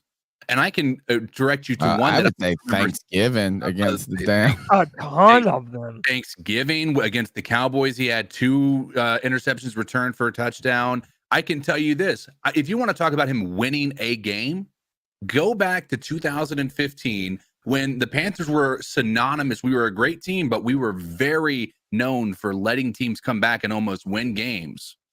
Go back to that Colts Monday night game. It was raining, and we were up by like 3 touchdowns in the fourth quarter or in the third quarter, at half at least. And we let them tie it and take us into overtime. And the reason we won was a Luke interception in the overtime. You're welcome. Well, I think another thing when it comes to this tweet that goes up here is that one of we hear this is sacks aren't everything. And that's true, right? Is that a player has to be able to do more than just get home, right? But when you look at some of these other numbers here, they're less, whether it be QB hits, whether it be pressures. His pressure rate isn't incredible. Again, I'm ready to walk right off the 2023 season because everything was so bad. So, I mean, those numbers are going to be worse than what he really is. This is what is wild, though, because we keep hearing people say he's a 2-time Pro Bowler, right? In 2021, when Hassan Reddick was there, Hassan Reddick had 2 more sacks than he did. He had 20 more tackles than he did. He had 12 tackles for loss. Brian Burns had 13. Brian Burns had 18 QB hits. Hassan Reddick had 18 QB hits. They both had 2 forced fumbles. I just don't understand why Brian Burns makes the Pro Bowl that year and Hassan Reddick doesn't when the statistics are better. Gardner Minshew, which he had a great year last year. Gardner Minshew was a Pro Bowler. Yeah, My because he's don't awesome. don't read Absolutely. don't read too much into it. My point being, it's being a Pro Bowl nom. It doesn't mean what it used to. It's a high accolade, yes, but one, the Pro Bowl is a joke, and two, the voting is a popularity contest. Cody. It feels like every year there is a player that doesn't go to the Pro Bowl when they're more than deserving of it. I Cody, I'll mean, let you. even that first year that Brian Burns made it to the Pro Bowl, Hassan Reddick was the better player, and he didn't go to the Pro Bowl. Somehow Cody, Frank Wright got voted as one of the best coaches in the league this year. Hold on, Cody. I'm going to let you check the Friday free for all and let you break this because last time I did with YGM, you just repeated what we said 5 minutes later. Okay. Wait, what? Which one? About the free for all chat? Yeah. Oh. NFL notifications, who have, by the way, been on point all day before a lot of people have been. Oh shit. Now it says rumor alert. Rumor alert. The Panthers and Bengals have been in trade discussions for much of today. The Panthers gained more draft capital today that can be used in a potential deal that would send T. Higgins to Carolina.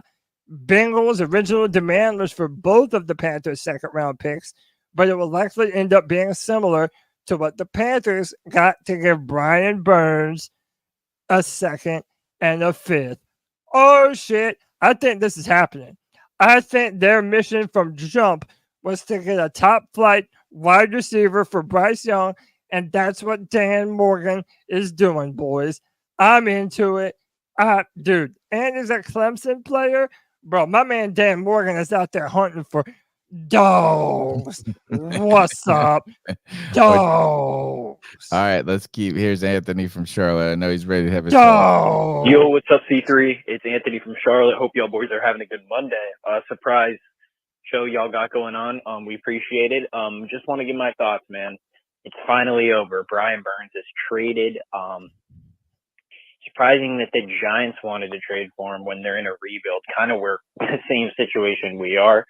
And before I get into like my thoughts on the actual trade, I just want to say this. Brian Burns is still going to get 8 to 10 sacks a season, and I'll tell you why exactly. I know he's got better players on his defensive line, but here's why. The Giants offense fucking sucks now that they don't have Saquon Barkley. So why are we supposed to expect that teams are going to throw the ball when they're up on them as well? It's the same situation. The only difference is he went there because he got $150 million fucking dollars. Okay. We weren't going to pay that. That is absolutely ridiculous. And for all the people saying he didn't want $30 million, yeah, take one up the ass, you sons of bitches. Sick of these fans, man, caping for these damn players when they're not as good as everyone makes them out to be. Then the second thing I gotta say is we were never getting a first-round pick for Brian Burns. Okay, we never were. Not after he lost all the leverage. Dan Morgan did a great job with this. He's really I'm starting to like some of the things he's doing around here. The guard that we signed, top tier. He's worth the money. You got to pay a Tepper tax too. Then you go, you get a second and a fifth round. Hey, dude, just flip one of those for Higgins now. I know, but we got the space. You have the cap space. We're going to have a ton of space once other players are cut. You're going to be able to go sign offensive players galore, especially next year. Like, this is all what we talked about. Build around Bryce Young. I think Bryce Young's going to have a great season this year. They're going to continue to upgrade the offensive line and get him weapons with a better play caller. It looks good.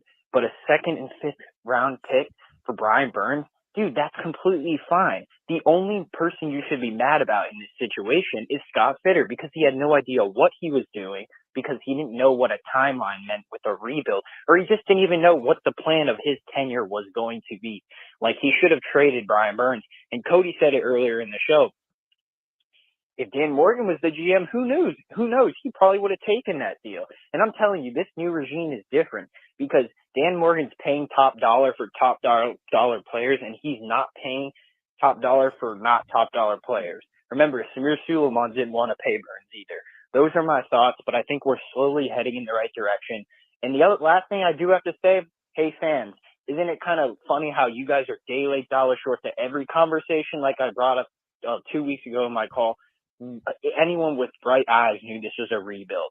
sorry that you guys have to convince yourself otherwise, because that's the only way we get hope. Well, my hope is in the future. Anthony from Charlotte, keep motherfucking pounding. Thanks for Pounding. the call, Anthony. Well, shout out to my free-for-all warriors, boy, out here doing it big. They've been in Sheena spaces. They've been killing the spaces on Twitter. D's, Anthony, Pickle, JJ, Cole, Jake. Shout out to my free-for-all warriors, bro. Y'all the real ones. Thanks, Pickle, too, for sending us the details of the Robert Hunt contract. And while it is a very expensive contract for a guard, you're going to have to pay for Tony, that. I have to interrupt you for this one, Okay. brother. I have to interrupt you for this one. Mr. Strats, my boy Strats, with the $50 love bomb, says after last year, I learned none of any of this matters. We won't truly know if any of these moves will pay off until a few games into the season. We can't judge any of these moves until we physically see the product a few weeks into the regular season. C3 with the big old heart. Shout out to Strats, my boy, man. Appreciate you, brother. Thank you so much for your generosity. You can support the show by smashing the thumbs up button, subscribing. If you do feel generous like Mr. Stats, you can consider being a C3 super fan for $1.99 a month. Help us continue to grow throughout the offseason, or consider a super chat as we go forward. Some of the contract, though, if we look at this, is the Panthers really only locked up for 4 years on this and able to get out after 2027. So 4 years with this starting guard, really escalating over the first 3 years. And in the third and the fourth year, you could probably start to restructure or consider, moving on. He's going to be 31 in 4 years. It's not a terrible 28 years old for a guard, a guy who has had incredible numbers. And you want to put up the numbers. Somebody had it in, I think it was Paul Mancini, actually, who put this up earlier in the chat. And while he just popped up there, perfect timing, is that while we're looking at these somewhat unimpressive Brian Burns numbers, when you look at Robert Hunt's numbers, he's given up 12 sacks over his entire career. He's had like a 97% win rate. Is this guy's getting it done? Thank you. In fact, CK, why don't you warm them pipes up and welcome our new C3 superfan. Ladies and gentlemen, boys and girls of all ages, we have a brand new C3 Superfan Club member. That is A3 Big Panda. He or she, I should state, has joined the C3 Superfan Club. Welcome into the club, and you can join for $1.99. Support the channel and all we do to try to keep you guys up to date and just entertained. Looks like a guy according to the little profile picture, though. So I would assume, but we can be pretty confident there. Also, another super chat. Yeah, the real HHENT with the $2 says Chin, Dante, Burns, YGM, Luvu, Bell, all on defense, gone. Can I tell you what That's this a tells good me? Where's Chin? Has he signed with anybody? No, No, not yet. but does anyone think that he's going to be back here? Maybe right if now. no one shows any interest. This tells me, Yeah, and that's a good I've been point. saying it all day with these moves. This is organizational tanking. This is what Cody has always said you do. If you want to be a franchise that is intending to not be a successful one for a year, to be able to try to build your team up with draft capital and what have you, you tank, right? These moves are not big money moves. The Dante Jackson doesn't really free up a tremendous amount of money that's making that like, oh, we need to make that a priority, right? The YGM, the Luvu, the Bell being gone, those aren't big money moves, right? That those guys are gone. This is a defense that they're number one. If Arrow can actually turn this team into a contending team on defense, it's a win-win. If they don't, and our offense takes a step forward, it's the way that I foresee this front office trying to make things happen. Whether it works or not, I don't know. My belief is they're trying to build this offense up while still losing games. And they want us to lose, potentially. I'm not saying for sure. I don't know that Dan is doing this, but this is just my prediction. Dan is or knowing trying to, they can't win, to be Right. honest, but so much. but still not ruining your quarterback, right? If you can come out here and show life that Bryce Young is the guy while also still having the ability to move forward, having future draft capital because you're not a good team, then that's a positive in every light. So I think that outside of this year, right? But I think that if I'm looking at their right now, what we've had over the past 5 years is pieces of the puzzle, right? Pieces of a puzzle that are different puzzles, though. Like every year we've been building a new puzzle, but it's not the same one the year before. So we've just re-scrambled the puzzle pieces, tried to put them all back together, and that's all we've been doing. Now it feels like we've moved all those pieces off of the table and we're starting to try to build from scratch again. And who knows, maybe it works, maybe it doesn't, but that's what it kind of feels like this exodus from our defenses look like that way. DJ the Kid 91, thank you for your conversation in chat today. He said Evero should hand in his resignation today. In my opinion, he's just going to be scapegoat later. Negative, sir. Negative. He gets paid $9 million a year, one of the highest paid defensive coordinators in the league. This guy, if he resigns, he doesn't get paid. That's why he came back. That's why he didn't leave and go take a job with someone else, because he wouldn't get that $8 or $9 million a year. Certainly, Evero has got a tall task ahead of him, but we don't expect Evero really to be here in the long term if the Carolina Panthers weren't going to be successful in the short term. I think having him back was good. CK, warm the pipes up one more time. We got another super fan chambered up. Ladies and gentlemen, boys and girls of all ages, we have one more super fan. Evan Javon has hit that join button. He has become a part of the elite group known as the C3 Superfan Club. Welcome aboard. Thank you for the support. Let's go to Joey the Blind Panda. Joey the Blind Panda, a.k.a. Wakanda Forever.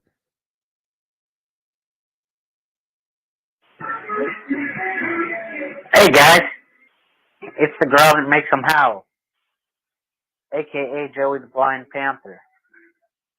Yeah, I mean, I didn't think the Giants were gonna be a team that would pull the trigger on Brian Burns, but hey, they did.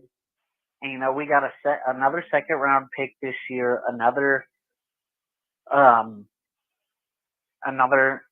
fifth round pick next year, and now we have options. I put in the comments, this is what happens when you're a rebuilding team. If you want to get better, you have to trade your best pieces. You have to get rid of your best pieces because, they might be your best, but sometimes they're not the best. Yep. Like Brian Burns. Great point. If Brian Burns was the best, we would have paid him like it. But he's not, clearly. Because if he was, this probably wouldn't even be a conversation right now. He'd be the building block on the defense, but he's not. Because he takes plays off, which he admitted to doing, by the way. Okay, this is not just something I'm saying, but I noticed that. Even me as blind person, He did admit to that. listening to the game on the radio, Brian Burns would be a heat-seeking missile for like 1 or 2 series, and he'd just go to bed. Like, he may or may not have been dressed. I mean, I'm sure he was dressed, but you know what I mean. So, it sucks to lose Luvu. That really does suck. Luvu was a great player, but again, you have to trade your great players so you can acquire more assets, to build for the future. It sucks, but that's the world we're living in because we didn't handle our riches when we had them. We didn't manage our riches correctly when we had them. So this is what we're dealing with now. Anyway, guys. Wow. Yeah, shout out Joey. Oh man, did you see the Carolina Hurricanes have a beer hockey stick now? It's pretty cool. Oh, what? It's a hockey stick that is a cup. I'll show you this. Pretty neat. Pretty neato here. That's a hockey stick full of beer. Let's go to the next goal. Baby, I'm motherfucking back like the fucking famous Jet Jackson, baby. Oh, Oh fuck you shit. talking about? It's a The motherfucking famous tribute Jack from this Jackson. motherfucker. Shout out to my motherfucking millennials. dog, Cody Lack. What's good with you, CK? That bald ass, shiny ass head. I love it, baby. And my white Italian brother, what's up? Fucking professor. What's good with my motherfucking My dog? boy. This is my brother. Oh, it's a fucking beautiful day in Carolina. This is the first time that I can remember being a fucking Carolina Panthers fan where we're actually making big moves. What? What? Are you kidding me right now, Carolina? Damn, Morgan, you kidding me? Show You me don't want money, T. Higgins baby. That's though. what I'm talking about, Dad. Y'all, I told y'all, this is a new fucking era in Carolina. This is a new regime in Carolina. I don't give a fuck who don't fucking like it. I don't give a fuck. Now it's time to double down, and it's time to surround Bryce Young, BY9, the truth, with some fucking weapons, man. And when I say double down, I mean double the fuck down in the second round. 33rd pick, A.D. Mitchell, Xavier Worthy, Troy Franklin, Jatavion Sanders. I don't give a fuck. Mix them, I don't care. I don't care. It's time to surround my motherfucking young nigga with some motherfucking talent. What's good with Panther Nation? What's up? I see a lot of you niggas yapping. I see a lot of you niggas yapping. What's good? Huh? And all you niggas down my motherfucking ass, what's up? Y'all was talking all that shit to your boy. Y'all was talking all that shit to G-Baby. G-Baby don't know shit. He don't know shit about the Carolina Panthers. That bitch ass nigga's just over there in Utah. The fuck y'all niggas, man. What's up? This is over there There's in a certain Utah. panel that continues to disrespect my nigga Cody Lack. Fuck you niggas. Wait, who's disrespecting? That's family to me, and I love that nigga. Hey, appreciate you, my And he boy. has never treated me different, ever. He's always treated me the fucking same. And I fuck with you, Cody, till the day I fucking die, G. Appreciate you, bro. Nigga, G. I'm back like the famous Jet Jackson, and y'all know who the fuck this is. This free agency, and it's getting hot and juicy, baby. We over here selling the motherfucking hotcakes, baby. I'll be calling back because you know who the fuck it is. It's G, baby. Do we have to? Yeah. Do we have to put this? We have to. I feel like every time he calls, we have to We put have it in the chat. G Baby is a black man. I He don't- can say the N word. Somebody already put it in the chat, Tony. You That's say why it you're wondering. that commonly. If you say it that, somebody in the okay. chat's already saying it. This got dropping me the- tripping right Yo, here. shout out G motherfucking baby, bro. He's always fighting a war, fighting a battle, and hey, he comes up on the winning side most times. Wait, what are we looking at? I think this is from the movie Road Trip a long time Yeah, I ago. love that movie. And this says Kirk Cousins to Atlanta.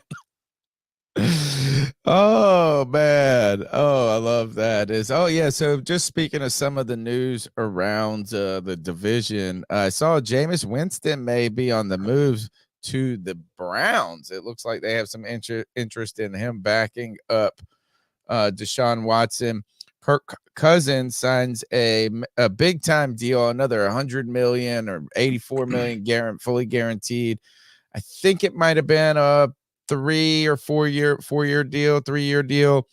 So he's going to add, really what you're thinking of is them trying to build an offense that's kind of like a Sean McVay offense, which does benefit from a pocket passing quarterback that can push the ball down the field.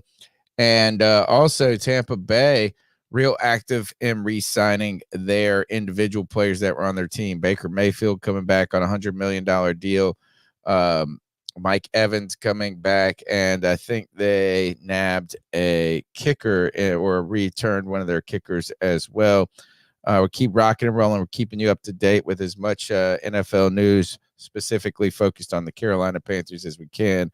As it breaks, we'll take another call here. Hey guys, Daniel here. I just want to give my input on this.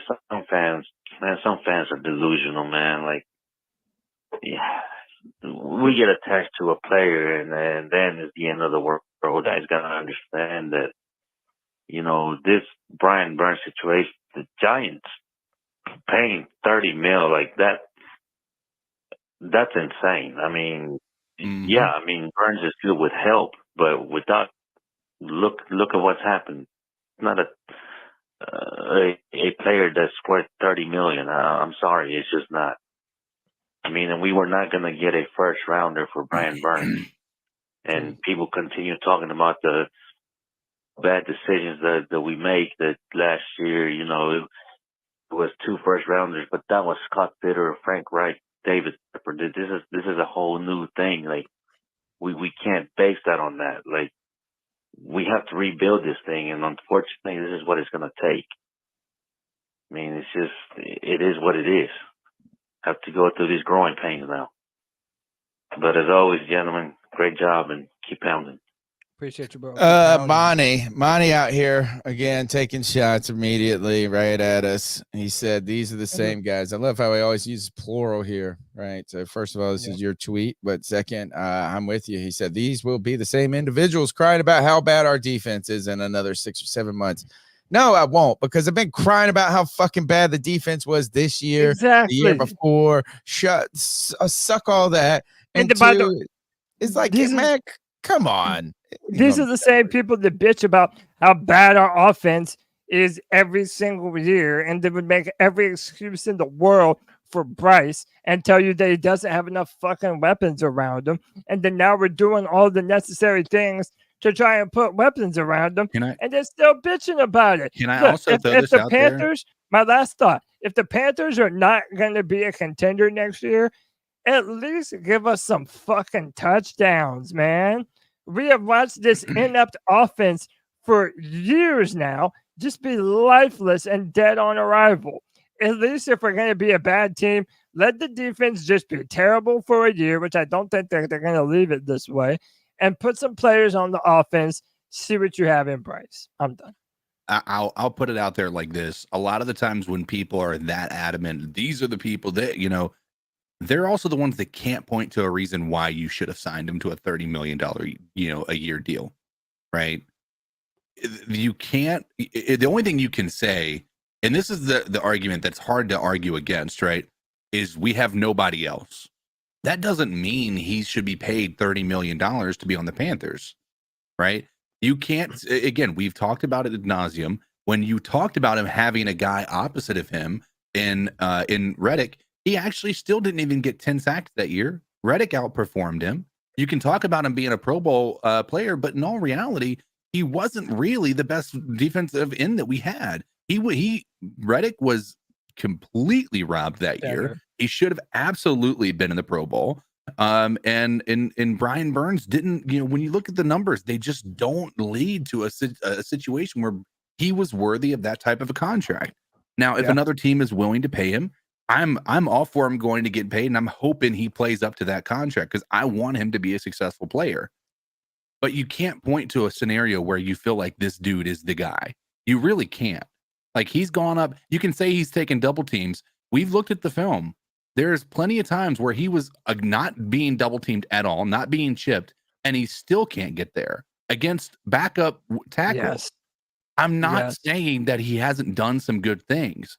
I'm just saying he hasn't been a top five, or really, in my opinion, a top 10 defensive end in this league his entire career. And you can only point to 1 year where you felt like he was a game changer. And you can even be debating whether that was actually him or not. Right? Yeah. And can we just have a real simple conversation here? And I'm directing it to you, Monty, retired failed rapper in your bio, right? Can we rap about this part? Is it possible that it's just not the appropriate time for you to sign this type of deal for this player? Is it possible that another team can spend this money on Brian Burns and it be a logically more important or a logically better move than if the Panthers did it? I don't think that every move for every team is equal, right? And so, like, if you go, imagine if you went and signed a top end wide receiver to a team where you didn't have a quarterback, right? Did you pay him the money another team would play? Sure, right? But is it the appropriate time? Is this the appropriate time to invest in Brian Burns? And really, if you're going to pay this number to a player, particularly on this defense, as you jettison every single other motherfucking player, you have to say he's the cornerstone we're going to build around. He is the player that is going to be more important than any other player. And I just don't feel that's the case with Brian Burns. Can I also? I just don't think he is a cornerstone. I think he's a good player. And T-Money, you can have that argument all day, but hindsight is 2020. Can you really say, looking at either of the CMC, if he was on the Panthers, he would have been Offensive Player of the Year? Absolutely not. He benefited by going to a great situation. Now, when you look at DJ Moore, can you say he would have been a top 5 wide receiver in the league last year? Absolutely not. Not with the things that we had set up with this offense. Like, you can talk about these things that these guys are like, they can go other places and do that. But the thing is, they would not have lived up to the contract here in Carolina. That's the reality.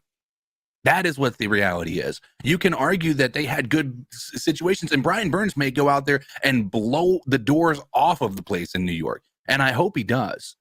But it doesn't mean he was worth us paying the money, because we would have still been in the exact same position in a bad team, and he wouldn't have made those same he wouldn't have been doing the exact same things here, because he wouldn't have had anybody to compliment him. He wouldn't have had a defense that was going to help him get there. He wouldn't have had an offense that was going to help keep him off the field or give him, the ability to actually pass rush people because we're playing from a lead. That's not the case. Yeah. And by the way, it may that you don't pay him. We don't pay him. And by the way, if you want to say that it's the fault of the Panthers, sure. I have made the argument on this podcast that whenever you draft a player, you're turning an hourglass upside down, and you have a certain amount of time to maximize that player's value on this team. Well, if your argument is that we should have put more pieces around him on defense or things of that nature, well, we have missed the time period to do so. Now, to pay him that much money, no one has made a good argument as to what that does for us, other than, oh, well, the defense is bad and we can't let another good defensive player go. Like, sorry, it wasn't very good with him.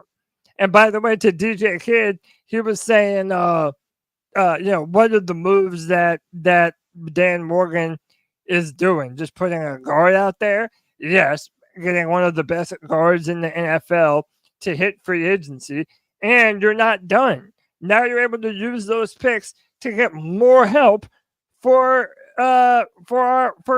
Bryce Young. You have to do that. You have no other options at this point, man. So I'm happy about it, man. If everybody wants to cry and get upset, fine. That's your prerogative. You're allowed to do so. We don't tell anyone how to be a fan. But I think that this is what the Panthers have needed to do for a long time. And now we're just ripping the Band-Aid off, so it hurts even more.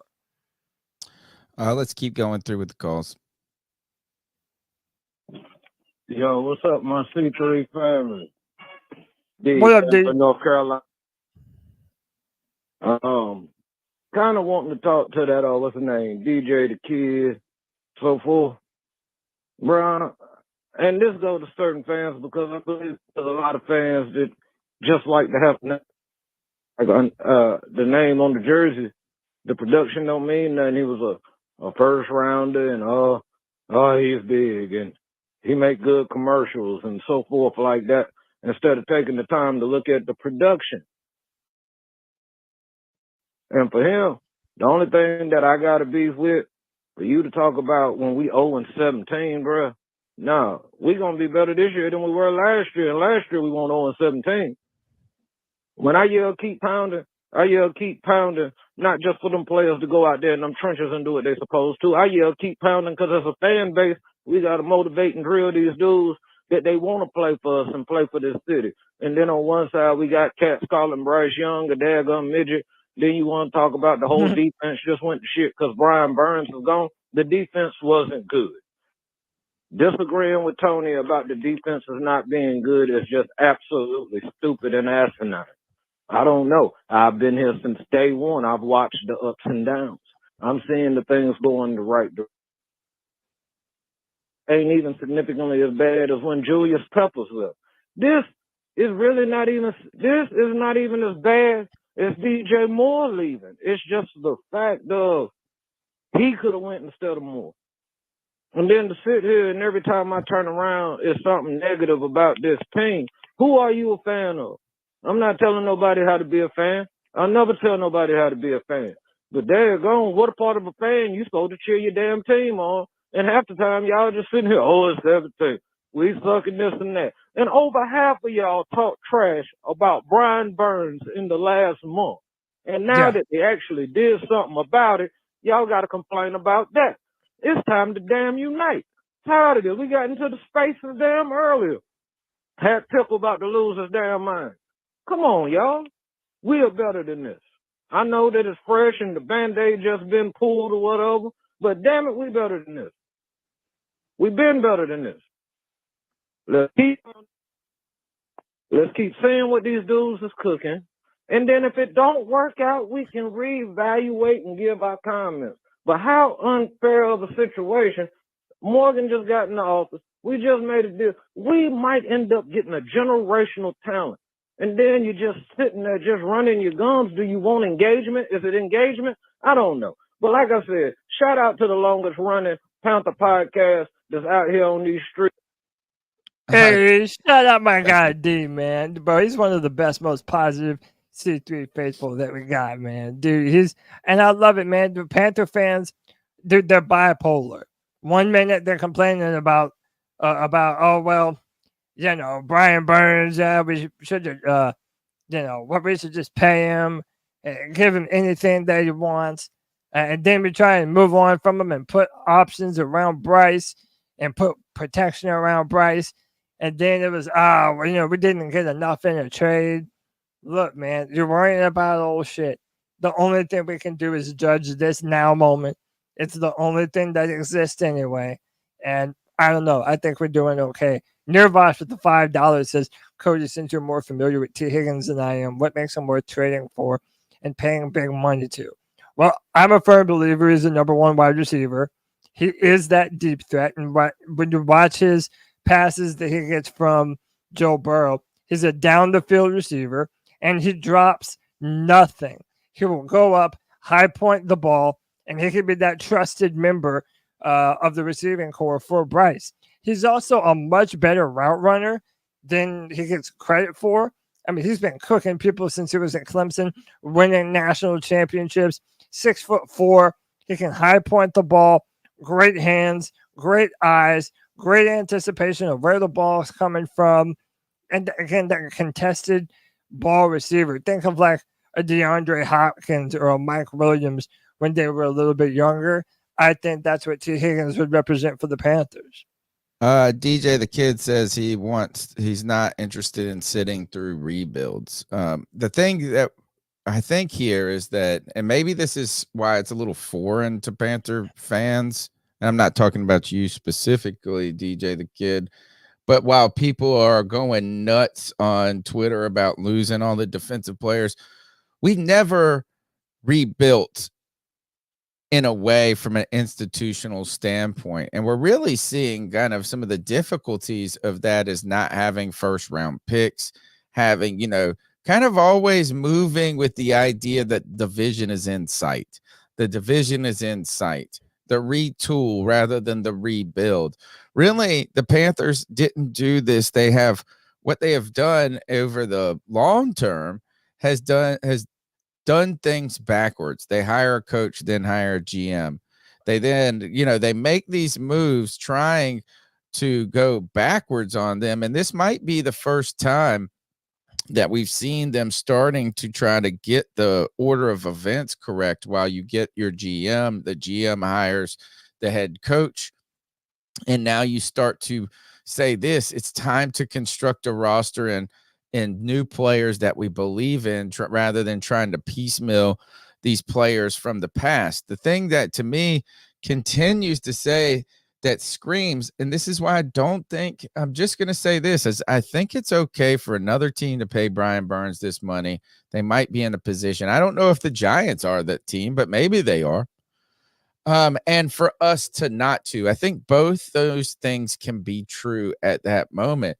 And right now, the Carolina Panthers drafted 8 players in 2020 when Matt Rule, all to the defense. It was like a historic defensive draft. And right now, we have to build the entire defense. And I don't think having Brian Burns makes, sure, you've got a better player than whatever player isn't on your roster right now. But there are so many complete problems on that defense. This team is going to really have to build in a way that we're unfamiliar with as Carolina Panthers.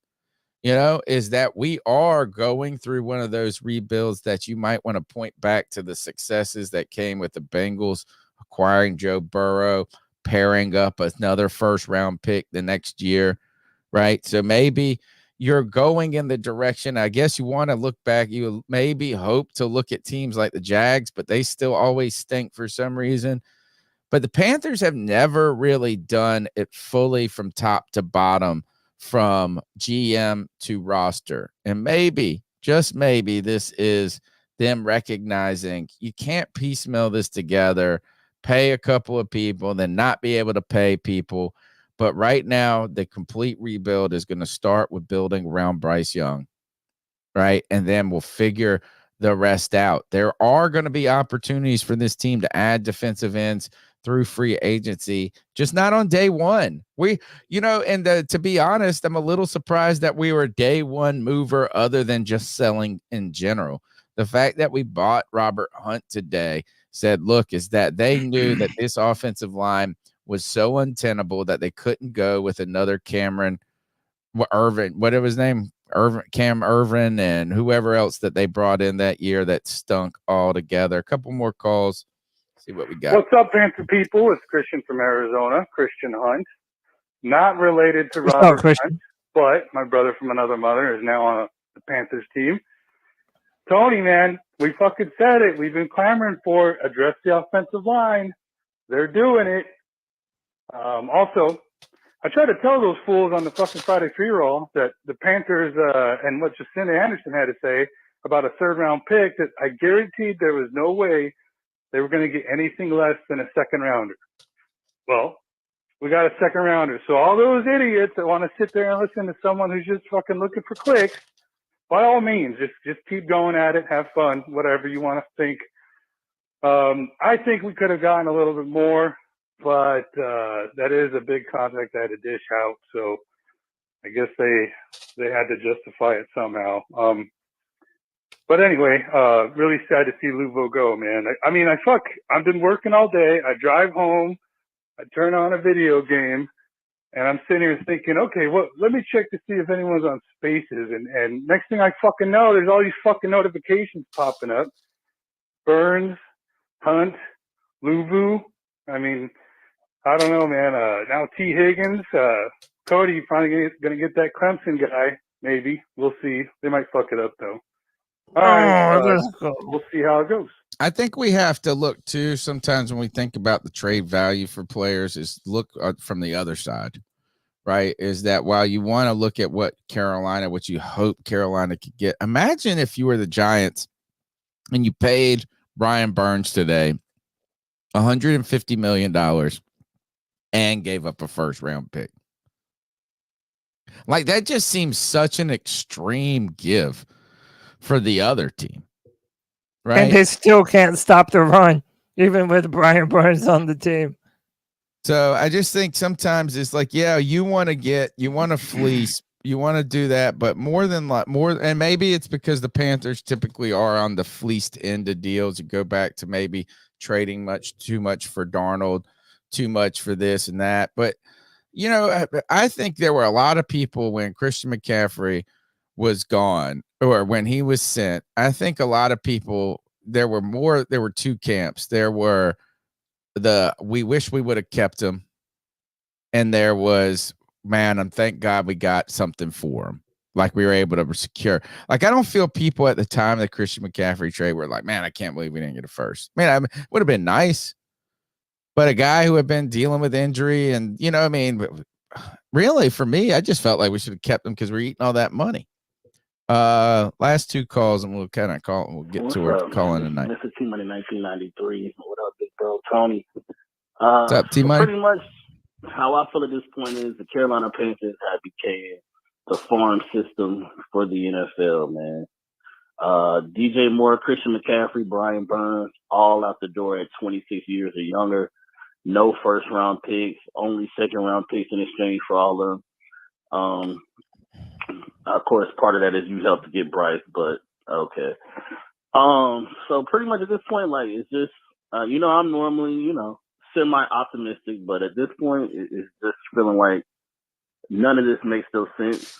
I'm done having blind faith in everybody. I know that's what Cody wants to do.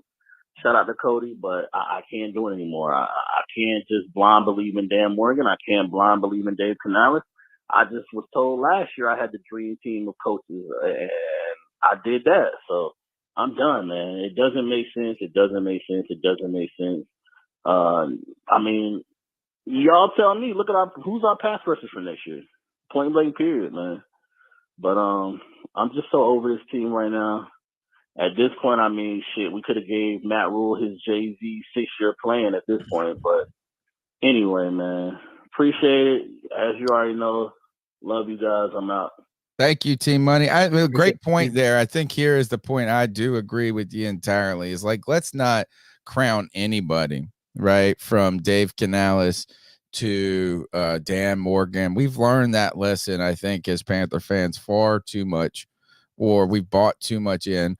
We do try to find some things to not just believe in them blindly, but to be optimistic about. If anything, when it comes to Dave Canales, you just have to hope and hang your hat that the logic behind it is that he's worked with quarterbacks and gotten the most out of them. Yeah. And to me, Geno Smith is the one to look at right here. Is like, look at how good Geno was when he had done nothing in the NFL with Dave Canales. And then the other thing for Dan Morgan, to me, is that no, I'm not going to just say that he's going to be great. I think, though, signing Brian Burns to the big deal would have been more of a red flag for me than what happened today. Great question, though. Who is going to get any sacks? But I tell you what, we just lost a total of 12 sacks today with 3 players. So, You know what if we can't find a way to get 6, if we can't get a guy who gets 6 sacks on this team next year, there's somebody out there. There is a 1-year warrior, somebody less than $30 million. There will be players. I don't think you're going to have to add somebody in free agency. But look, is the 49ers added Leonard Floyd? They added YGM. The Panthers could go and get, it's a cool name. There's a guy from the Browns. He's a little bit older. He might not command. The Panthers are going to be shopping for a defensive end in 3 weeks from now. They're not going to be signing an edge rusher in the first batch. You're going to have to let the first batch go. Then you're going to have the second batch go. And then you're going to get the third ones where guys kind of like Ngakwe. What was that guy for the Colts last year where he wanted to get paid money and nobody was ready to do it?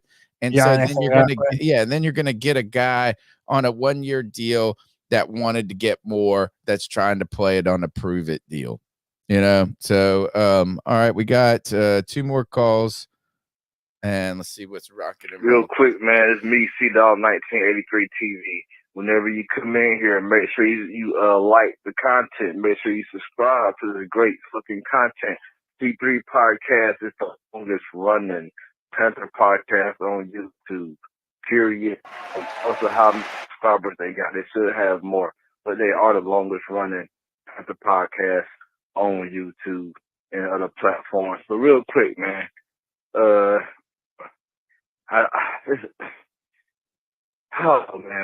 what can I get started, man?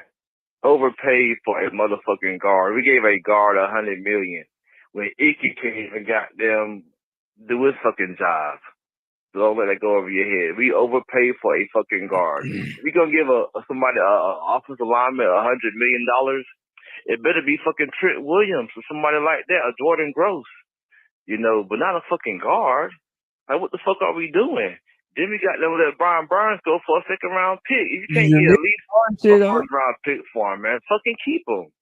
But I don't know, man.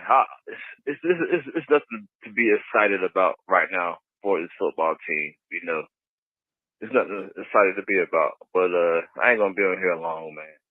This is a depressing time as a Panthers fan. It really is. But fuck Dan Morgan. I never wanted Dan Morgan to be the fucking GM in the first place. We got fucking goddamn Dave Canales, the fucking Puerto Rican princess.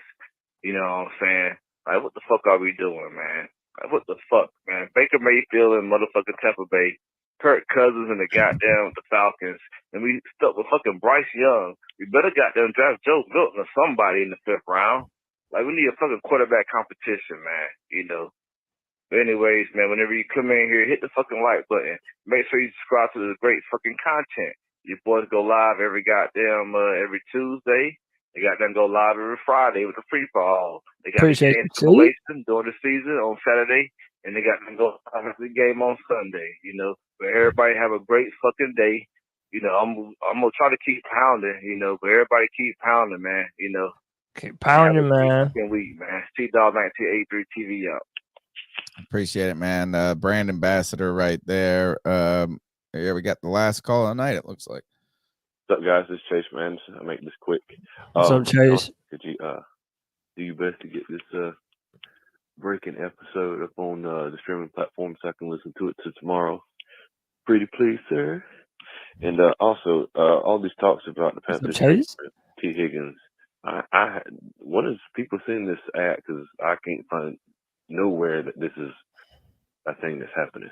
All right.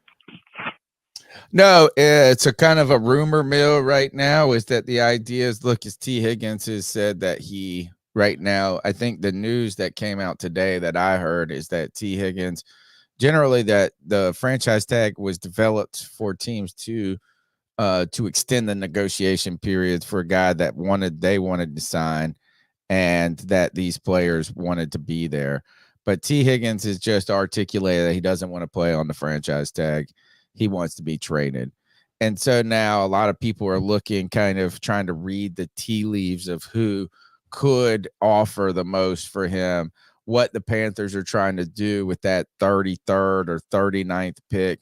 Will if you throw out there and you say this is we're going to get T. Higgins and we give up the 33rd pick, I'm not going to be terribly upset.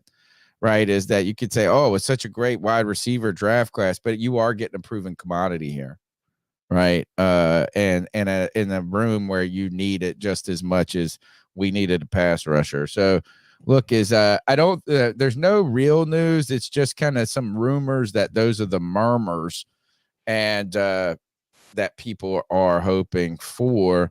We got another call that came in. T Money wants a little shot at it again. This is T-Money again. As far as the dumb ones in the comments trying to tell people they not real Panther fans and they need to hit the transfer portal, Tony, please let them know how long I've been around. T-Money been making videos since YouTube started letting you. Connected to C3, there's nobody can say that they were around before me.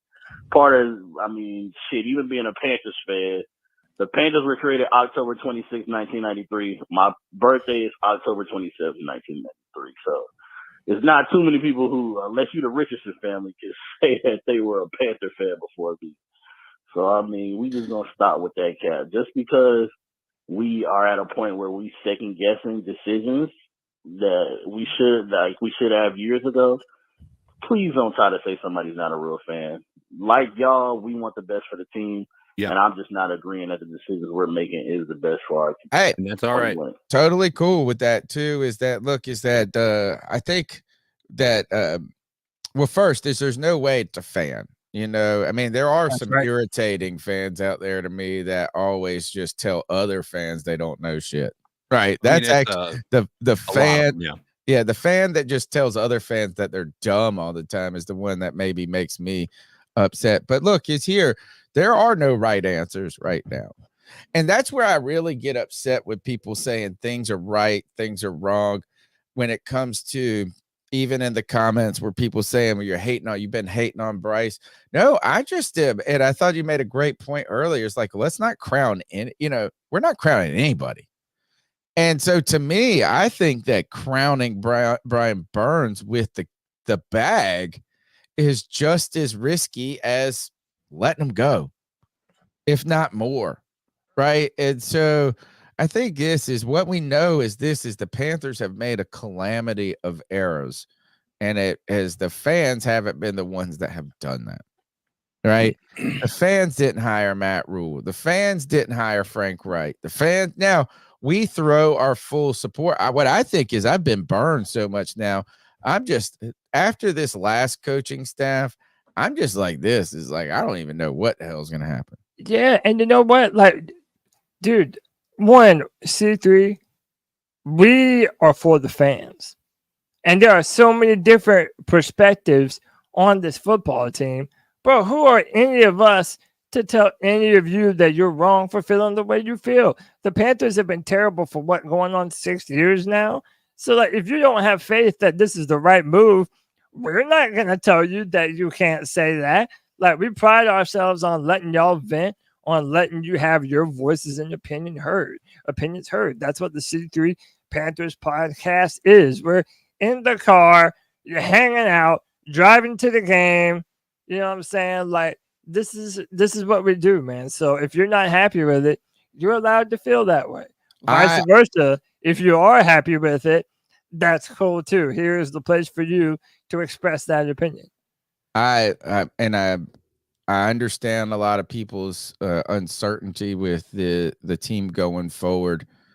I just cannot latch on to any player with love and craziness. To me, the only player that I'm latching on to is Bryce Young, and not because I believe he's going to be great, but because we need to invest. We invested so much in him. It would be foolish, I think, to pull the rug out from him. Other than that, I don't care about anybody, though, on this team. And right now, I think that the fact that we are just trying to hope to have a good player, I think Panther fans – look, people keep, and I'm really firmly believing this, is people saying, I can't believe the Panthers didn't get more for Brian Burns. I honestly, if I'm a team trading for Brian Burns, I'm giving up more and paying this type of money. To me, seems foolish. Right. Like, you have to look at it from a perspective outside of Carolina. Right. Think about it from the idea that we would be the Giants right now. Would you be all right with not being a fan of this team, not having any investment in Brian Burns as a player? Burns only being able to go off the stats, and that is it, because you're not watching our games. You're not being. All you hear is Pro Bowl defensive end, and when you go to look at that year, you're like, why was he in the Pro Bowl? Right. Would you legitimately have given a first-round draft pick to be able to get Brian Burns and then pay that type of money? Absolutely not. But that's a different scenario, T-Money. You know that. The Rams weren't picking up Brian Burns with the intention of signing a $150 million they were giving us 2 first-round draft picks as they were a desperate team at the time because they were in the middle of trying to get to the playoffs. On top of that, they weren't needing to sign him to that contract yet. He was still on a very friendly rookie deal with a year and a half left, with his 5th-year option still being on the table. That's not the same situation. Those are incredibly different situations. No, and the Giants fans, the majority, you might see some, but there's a lot that are feeling the exact same way that we're describing. We've already highlighted a few of those people. Yeah. So, all right. That's kind of the breaking news podcast, unless you guys have much more you want to talk about. I mean, I'm pretty good on this conversation. We got a long show ahead of us tomorrow night. Yep. We're here at 9. Oh, we got one.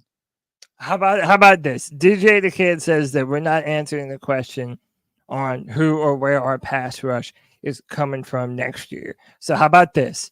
Tomorrow night at 9, let's look at some of those hypotheticals on what Dan Morgan and Brant Tillis and the boys can do to help our pass rush this year. So that way we're not just talking about it. We're putting forth some meaningful options that could be available to us. I mean, you have to realize this is day one of free agency. This is day one of free agency. Right. Now, are you jettisoning all your players? Certainly. But you're going to have to, I mean, you got to fill out the roster. And so the question is, where is the pass rush going to come from? I don't know yet. We'll develop a plan. We'll be here at 9:00 tomorrow night and give you guys some options. But I tell you this is that if it's just recreating the pass rush we had last year, I think we can do it. I think we could get close to it. I mean, come on. It's not like it was an imposing fucking defense, an imposing pass. We're last in the league in sacks. I'm not saying that automatically it's going to be easy and it gets better right away, but it's not like you have to replace 30 lost sacks. In fact, I think the greater question is not only where are you going to replace the defensive pressure, but how about this? Where are you going to replace the corners, the safeties, the linebackers? There's a lot of fucking questions on this team. And a lot of questions. And it looks like this is that there's going to be hopefully some answers to come. But to my answer to you guys is don't expect it to be fixed overnight either. Right? It's like this team was such a mess and is such a mess. I think we've gone too far into believing that we can win 10 games over a year. It's like, oh, we got the coaching staff in here. Look at this. It's fucking Bryce Young, and we're going to win 10, 11 games. That was foolish of us for thinking that. Will this be easy? No. Right? But maybe finally we can admit that our expectations have to be somewhat realistic and measured going forward. So this is the C3 Panthers podcast. It was a free agent opening bonus podcast as Brian Burns has been traded. Frankie Luvu now is a commander, and the Carolina Panthers have tried to address some of the problems they've had at guard over the past year by getting active in free agency with Robert Hunt. Hopefully tomorrow night we'll have a lot of news, particularly maybe a T. Higgins move coming forward, but we'll have some plans about how the Panthers could potentially move forward in free agency and couple this with the draft. And this is that whether or not it's good, bad, or indifferent, we'll be here Tuesday night, 9 p.m., longest running Panthers podcast out there. Haven't missed a week in over a decade, another decade in the mix, I hope. Call into the show and we'll get to, there was another call that came in. We'll get to it first thing tomorrow night. Check out iTunes and Spotify for your podcast. I'll get this up this evening. Cody Lack, take us out of here. C3 Panther Nation, until tomorrow night at 9 p.m. when your boys will do it all over again. You already know what we're going to do, baby. Keep pounding.